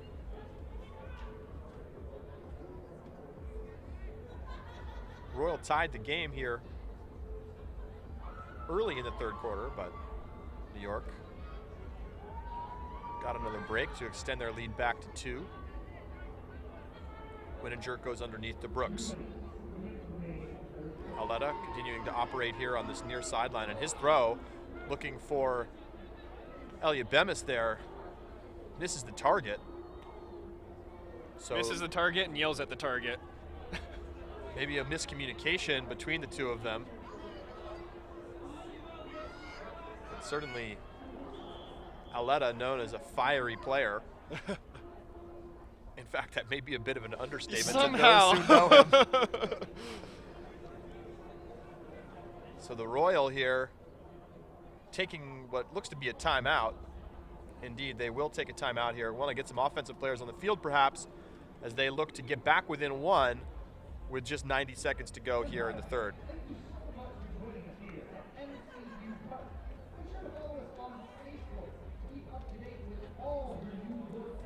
And are you surprised that we haven't seen more set plays? I've been looking for them, and I haven't really seen much in the way of a designed play off of a pull or off of a stop disc. Yeah, for Montreal, I'd say yes. New York, not so much. You know, like we touched on earlier, the set plays can be hard to pull off if you're kind of fluid with your lineups. Set plays are just so much easier if practiced among the same 7 guys, and so New York, you don't necessarily expect them to come out and do at least any intricate set plays, but Montreal, they've been in a lot of ways playing pickup too. Like, both teams are just taking what's available to them, not really trying to force an issue one way or the other, and yeah, I mean, they're just getting a feel for it. So not really surprised, but at this level, you'd expect them to be trying. We do see almost a wholesale substitution here for Montreal, bringing out their offensive players. Lepagnol with the disc. Bryant on the mark. You see Cabot coming underneath, doesn't get it, but now Cabot will receive the dump pass. He goes up ahead to Lebel. Now it's in the hands of Grue. Grue with the swing. Back to the center for Saint-Amand. Now with Castagno. Again, great handler movement by Montreal. Yeah, Lebel and Castagno have played very well back there together. Grue underneath, and it's dropped. His throw a little behind the intended receiver there, Lebel, and Lebel unable to reel it in. So New York looking to attack here in transition. Ben Ivers back in the game after his injury earlier. Goes up ahead to Farrell. Tim Farrell throws right into a poach. Poor look for him there. Had tunnel vision on that throw. So the Royal with another chance here. Lepagnol on the near side. Gets it to Grue. Grue taking a shot deep. A little bit of an air bounce on that throw, though. It's going to hang up, and it's easily knocked away. Triple coverage there from New York. Yeah, and only 17 seconds left. New York doesn't seem aware of the time. They're not moving incredibly quickly. And now there's a whistle. Here from the sideline, the fans are yelling the timing to them. And Tom Gibbons, the coach of the Empire, just took a timeout as he saw the clock counting down as well. So now they'll at least be able to draw something up. 9.5 seconds to go here on the stadium clock. Yeah, you expect to see the 4-deep coverage out of Montreal here. Typical of the late game Hail Mary situations in football. Couple of guys just to make sure that there's nothing huge down the middle, but You know, they're taking a shot to the end zone and trying to draw it up right now. And just to note, they just added some time. They just added 5.5 seconds, so or 4.5. They just downgraded it from 15 seconds to 14. So New York will have 14 seconds here. It's definitely enough time to throw 1 or 2 passes and then take the huck. Right now, where they have the disc down there on what's essentially 5 yards outside of the end zone, that's a very challenging throw for even the strongest thrower, although the wind is behind them, worth noting. A little bit easier to throw in that direction.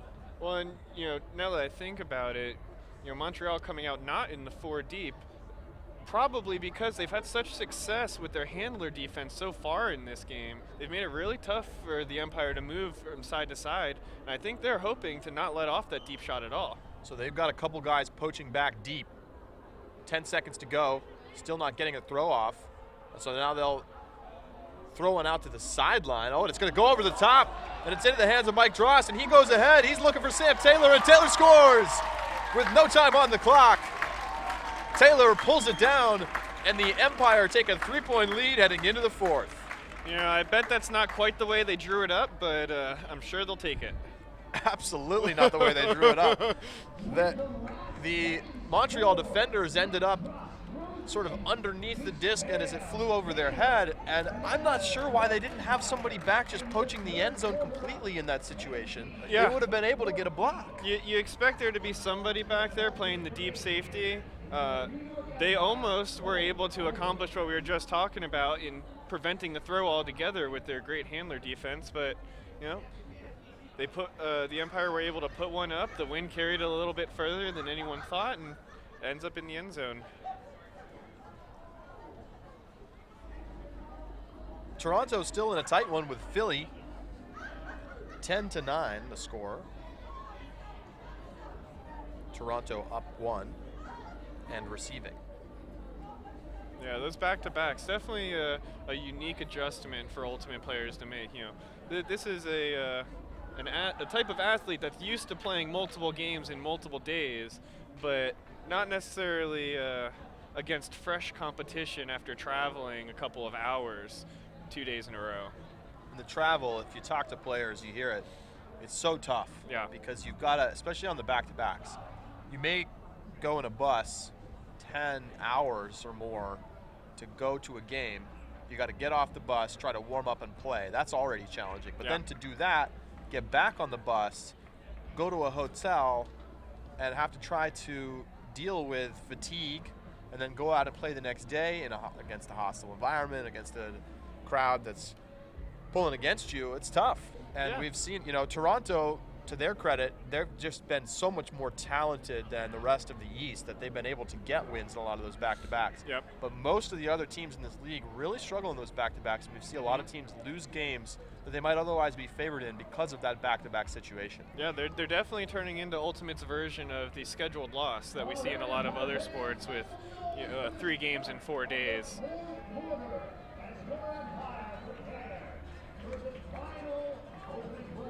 So 17-14 the score here as we get ready to head into the 4th quarter.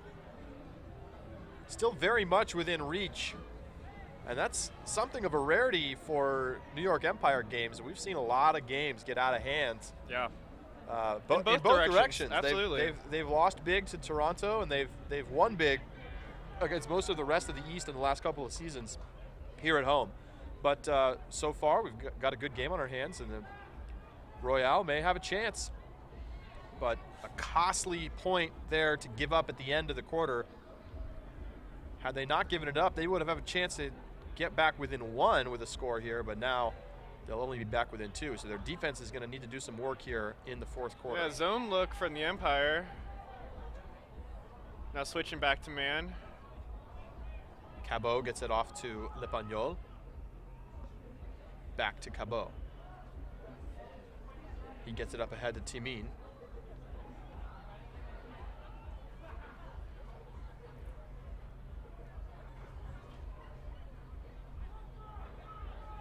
Lepagnol dumps it back.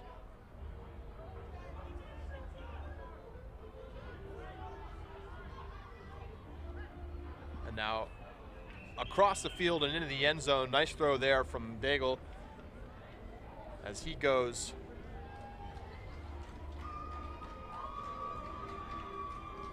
into the end zone for the Montreal score. It's really interesting, Charlie, the difference in approaches both teams are taking defensively. They're almost, from what I'm seeing, like almost exactly opposite.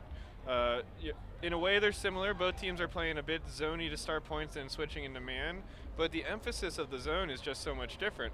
Right now we see Montreal just trying to force terrible swings and dumps with very tight handler pressure and more help defense on the backside.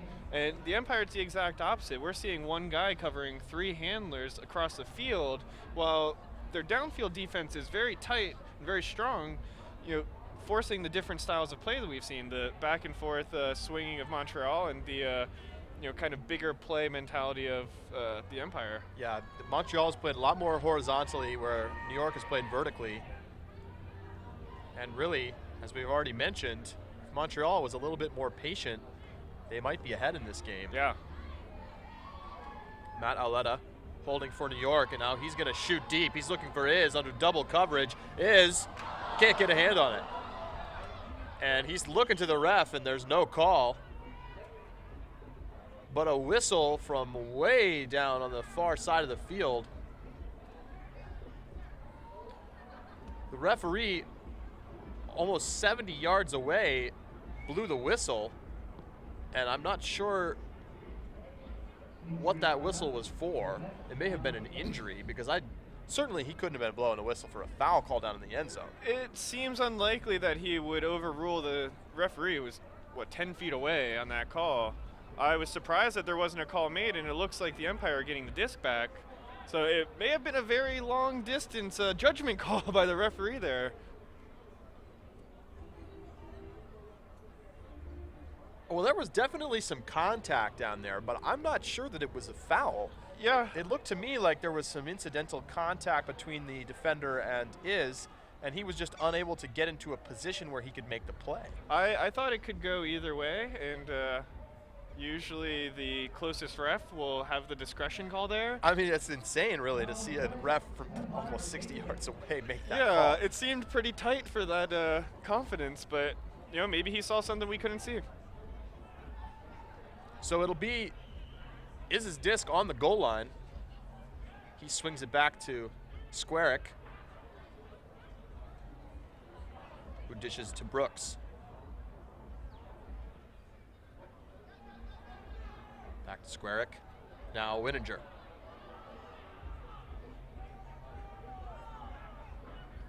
To Squarick. Nice defense here from the Royale. Squarick to Ryan Drost. Oh, and Ryan Drost falls down as he throws. And it looks like he's going to get bailed out by the referee.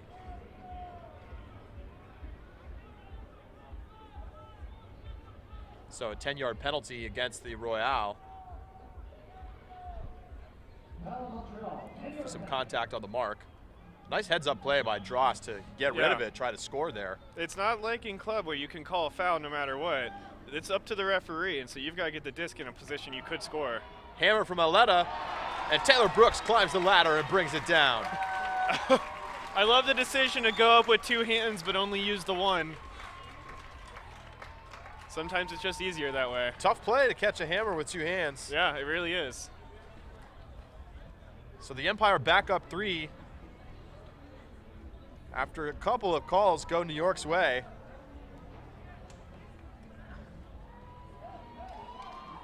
And there's 9:33 to go here in the fourth quarter.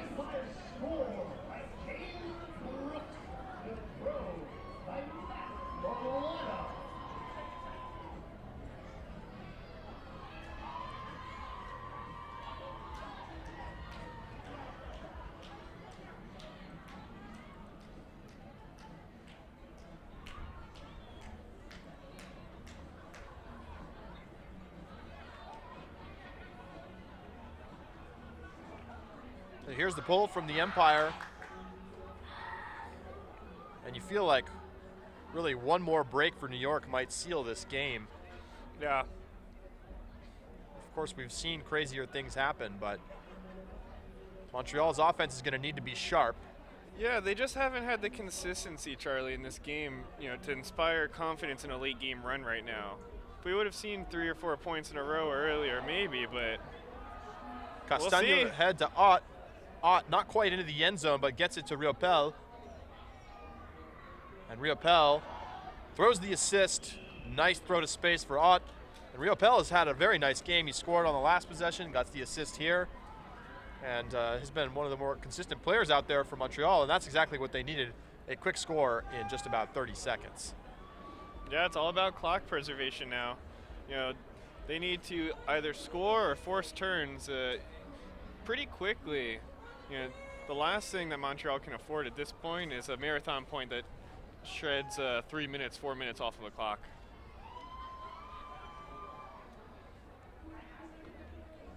Well, if you're the Royal, what are you doing on defense to try to get those couple of breaks that you need? It's really hard to say, Charlie. More of the same doesn't seem to be working, but that is kind of what I would say. It's not like they haven't had opportunities. They're doing a great job forcing the handlers of the Empire to kind of make throws that are less than advisable. They just haven't been able to capitalize on those situations quite as well as I'm sure they would have liked. Their downfield defense needs to be tighter, but that's really the only adjustment that I'm seeing definitely need to be made.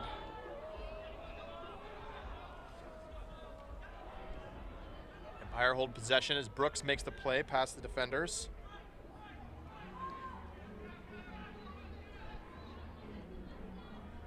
Ryan Drost gets down to make the catch from Wininger, and then immediately resets it.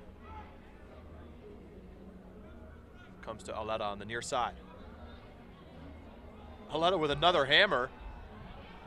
Oh, and it bounces off of the fingertips of Elliot Bemis. But you wonder, really, is that the optimal throw in that situation? I was just thinking, you want to talk about adjustments for Montreal to make, just give it to Aletta. Let him throw as much as possible. He is taking a shot at the end zone every time he touches a disc. And there was a little bit of room there for Bemis, but that's still a very difficult catch to make with the disc coming in over the top of your head. It's just unnecessary at this point in the game. Team's winning by 3. Don't turn the disc over to a team that needs to score. So a great opportunity for Montreal now. Lepagnol gets it up ahead on the sideline, and a big layout in the lane. So nice play there from Wininger.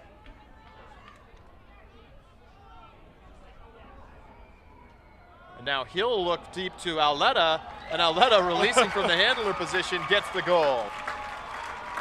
Yeah, that's definitely what the Empire would prefer he's doing. It's making sure those goals get caught.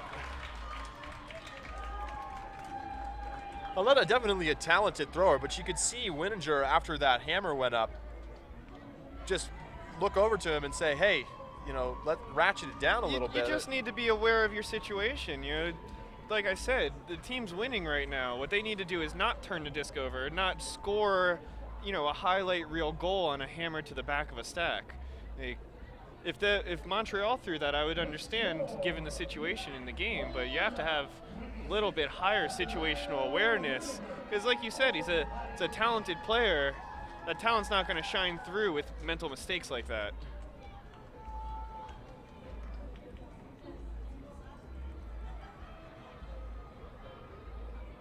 So it's back to a 3-point lead for New York.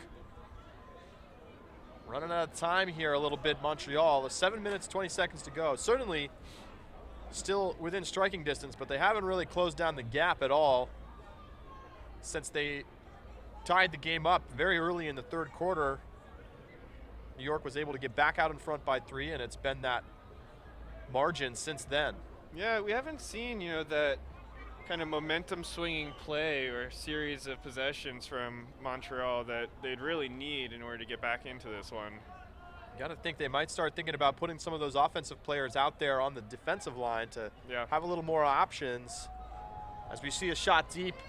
Oh, and what a nice catch there from Grew. Kevin Grew gets down, makes a catch, and it's another very efficient offensive possession for Montreal. They've looked great here in the second half. Yeah, even though I just said they haven't had this momentum-changing play, it's almost because every time they've scored, it's been unexcitingly good ultimate, right? Like they've just been able to put together throws and positioning that hasn't led to them needing to make the huge play. Absolutely, and it really they're doing, the offense is doing what it can to give the defense a chance. Yeah. And so the defense has had their opportunities with the disc, but they haven't been able to put them in here in the last 15 minutes or so of this game. 7:03 to go here in the game, 19-17 New York. And so every possession counts now for Montreal.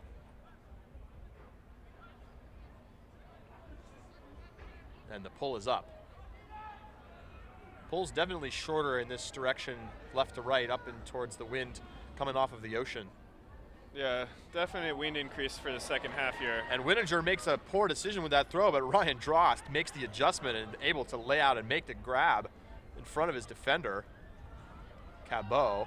And now a shot down the field, and it's into the end zone. It's Aletta again. 2 goals in a row for him. Matt Aletta getting downfield and making an impact. And a nice quick score for New York, and back to a 3-point lead.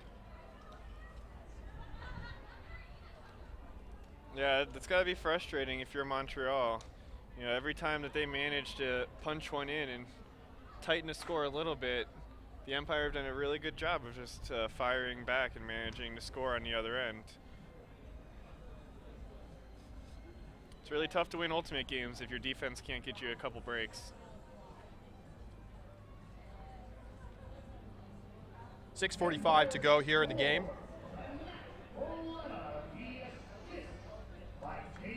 And who would have thought, Charlie, after 2 breaks to start the game, that we'd be talking about how Montreal has since struggled to tighten the score with their defensive possessions.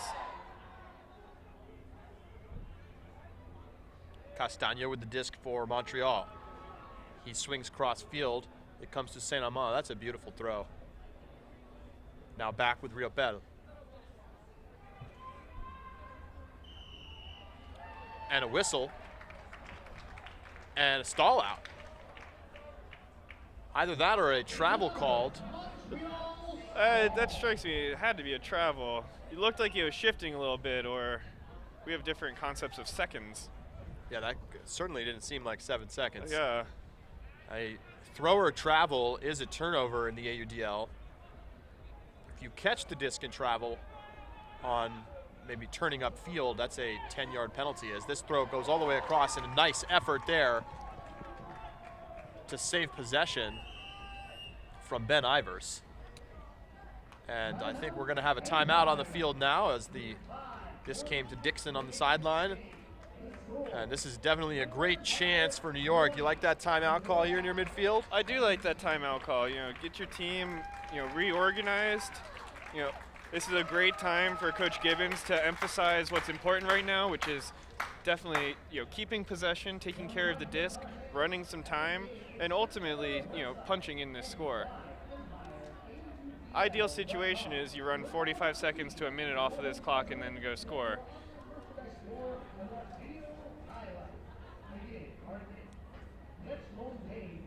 Doesn't look like the Empire have chosen to make very many substitutions, but on the Montreal side, good amount of overhaul coming onto the field.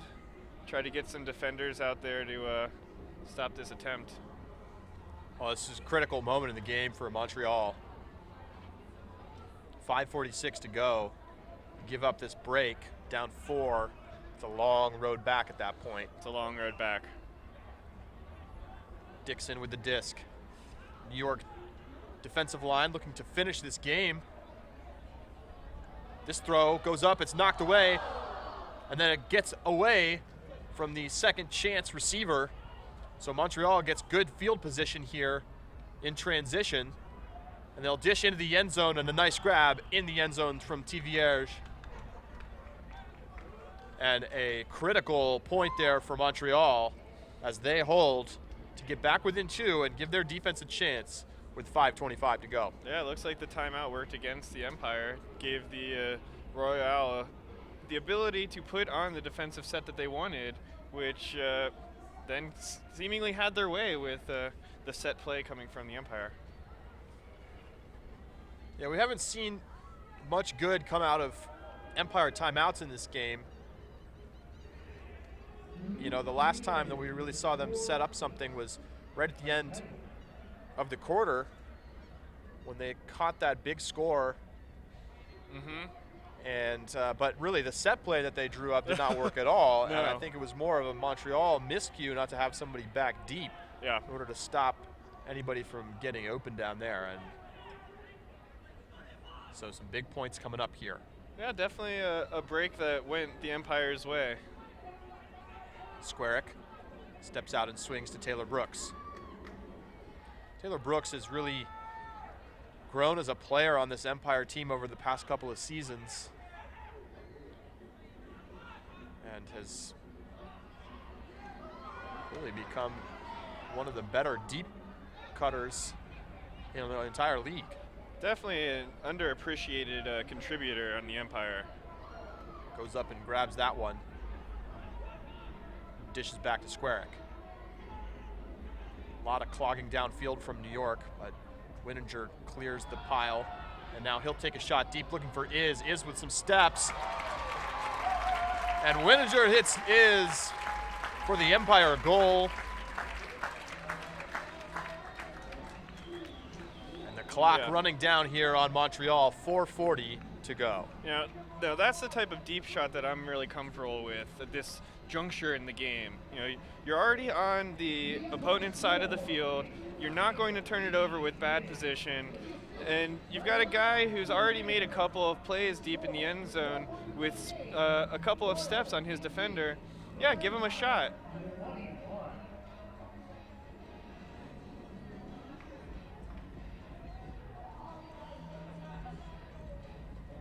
Again, 4 minutes, 40 seconds to go in the game. 21-18, New York. See if the Montreal offense can stay hot here. Lebel brings it down, gets it to Castagno. Comes back to Cabot. Again, pretty loose handler coverage, but great coverage downfield by the umpire. Riopel hits Saint-Amand. Out to Castagno on the far sideline. And they'll take a shot into the end zone, and it is a very quick score. So a nice shot as Lepagnol finds some room in the end zone. And it's very quiet New York crowd on those Montreal offensive points. Yeah, a little bit tense right now. You know, Montreal still, it's really interesting. When they score, it doesn't seem like much of a struggle for them. I can think of one time where the Montreal receiver scoring a goal has not just been on their feet. That doesn't happen very often. So, really interesting dynamic between the two teams right now. Well, I think goes to show you the difference in this game was that the offense for Montreal just wasn't this patient and focused in the first half, and they gave up too many breaks. Yeah. And, giving up 4 or 5 breaks in the first half gave New York a bit of a cushion, which they've been able to hold for most of this game. 4:13 to go. Disc picked up by Wininger, centered to Squarick. It's been a very consistent game here most of the fourth quarter. Is steps around and gets it back to Wininger. Wininger throws too low, and it's intercepted right through the stack by Monfett. So another opportunity for the Royal here. Lepagnol.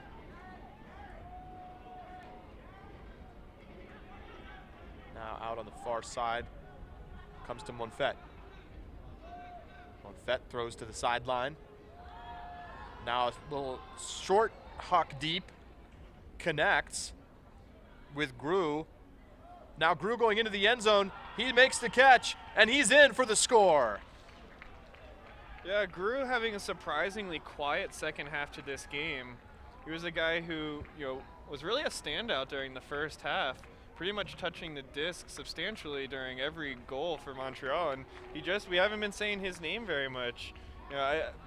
Maybe he tweaked something, maybe the coach made the decision, but maybe their best chance to win this game was to let him take it over, and that just has not been what we've seen. But he scores in the biggest moment. 21-20 now. Montreal back within 1 with 3 minutes 24 seconds to go. We're going to have ourselves a finish. It's always exciting, the AUDL finish.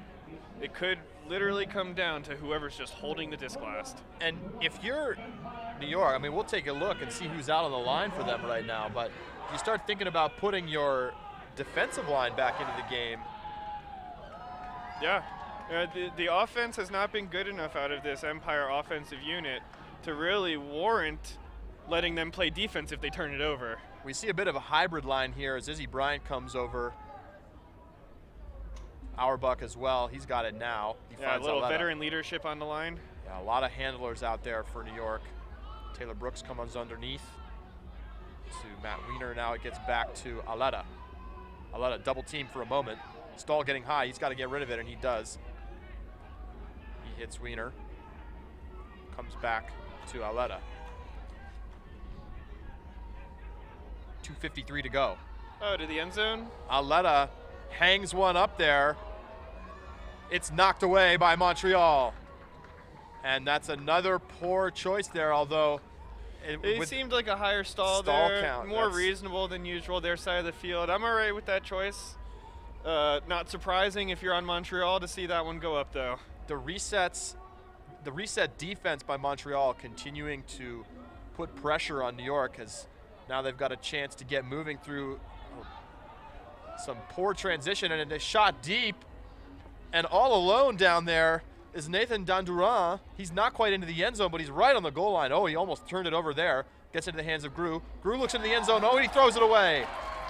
Kevin Grew throws it away on the goal line. Had a chance to tie it up, and he gives it back to New York with 2 minutes to go. Yeah, just tried to punch it in there a little bit too forcefully, and it flew right over the hand of his receiver. And that's a just brutal turnover for Montreal. Ryan Dross with it to Bryant. Bryant dishes ahead. New York can run out the clock at this point. Comes back to Ryan Drost.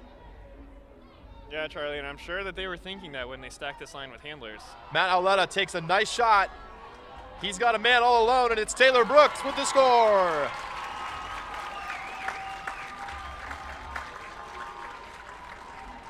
The Empire go back up by 2.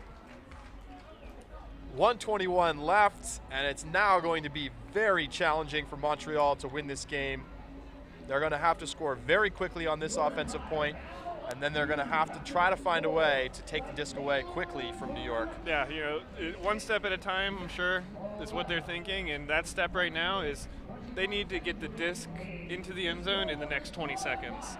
You can't give yourself less than a minute to create a D and then a score.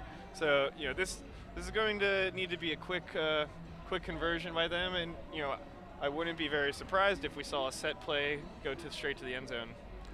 Notably, Montreal does have a timeout, so they will have a chance, if they do get a block, to call timeout, sub in some offensive players, but first they're going to need to score here on offense.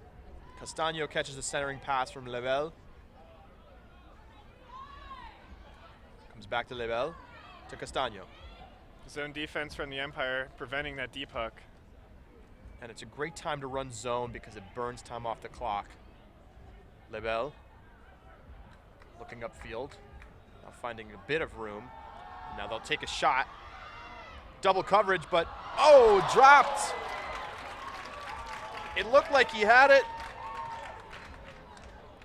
but he couldn't come down with it. Eric Saint-Amand in double coverage had both hands on it, but it tipped out of his hands. And so it'll be New York disc with 40 seconds to go, and really this is just, it's going to be too much for Montreal to score twice here in the next 30 seconds. And I really like the no call on that play, Charlie. A little bit of contact and a late drop by Montreal, but a nice decision by the refs to holster the whistle there. Matt Lamar up ahead to Joe Babino. 20 seconds now on the clock.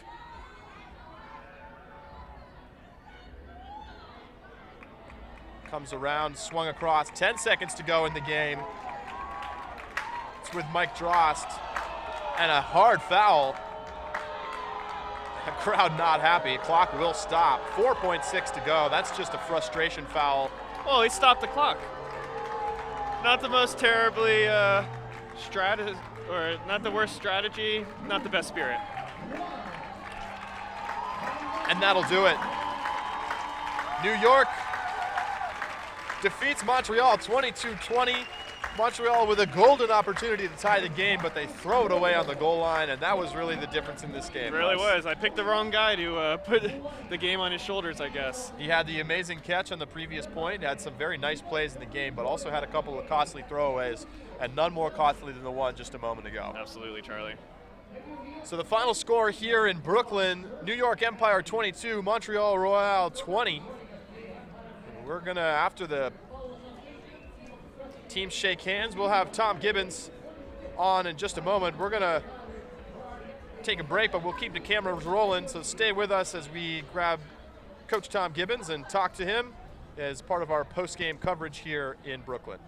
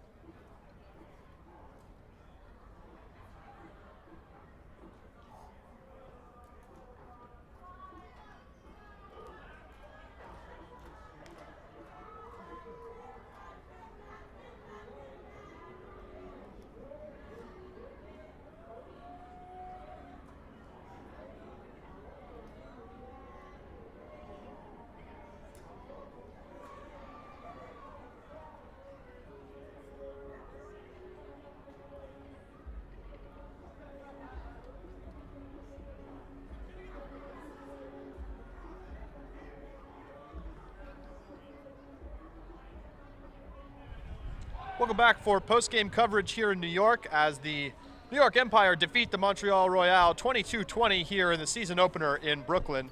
We're joined now by the Empire coach, Tom Gibbons. Tom, congratulations on the first win of the season. A little bit of a shaky start on offense, but kept with it defensively and avoided a close finish here with a couple of maybe lucky plays, but also some very nice work from your defense. How you feeling after the game? Pretty good. You know, we live and die with our D, and I guess the wind is luck in some way. We did a lot of talking at halftime, how to ride the wind a little bit, and kind of worked out. Obviously, a drop is a drop, but we'll take them all. We had some young guys, some rookies really contributing, learning, and it's really exciting to watch. I mean, beyond the coaching, it was just really fun to watch. Yeah, some new names to the team. We were really impressed with Timmer Farrell. You like the way he's been playing? Yeah, we like Timmer. Timmer's up and coming. We always had an issue with height, and decided to have like a 6'1" guy who's going to lay out and throw his body around. Good stuff. Obviously a lot of players out today, especially from the offensive line. Are you happy with the way the offense played overall, considering that there were some guys out? Absolutely. Obviously when you're missing guys and injuries and things like that, you change the game plan. And I would say we were 94% close to what we wanted to do. Obviously it's first game and continuity is a thing, but our game plan, we stuck to it. Play small, keep the disc, and let the clock burn. War of attrition. Historically, the Empire have been a team that have been really quick to utilize a double team. Yep. We didn't see a ton of that today. Is that just a change of pace to start the season, or? Well, I watched a ton of video and tried to do like sort of risk assessment on the value of a double team. Mm-hmm. And Montreal's pretty smart. Yeah. And they're either going to see it or they'll be able to get out of it. So I think this year we're going to use it more like a weapon versus a tool. Mm-hmm. Like if we see it and can really take advantage of certain places, we'll snap it. But for the most part, Montreal is kind of good with dealing with it. Yeah.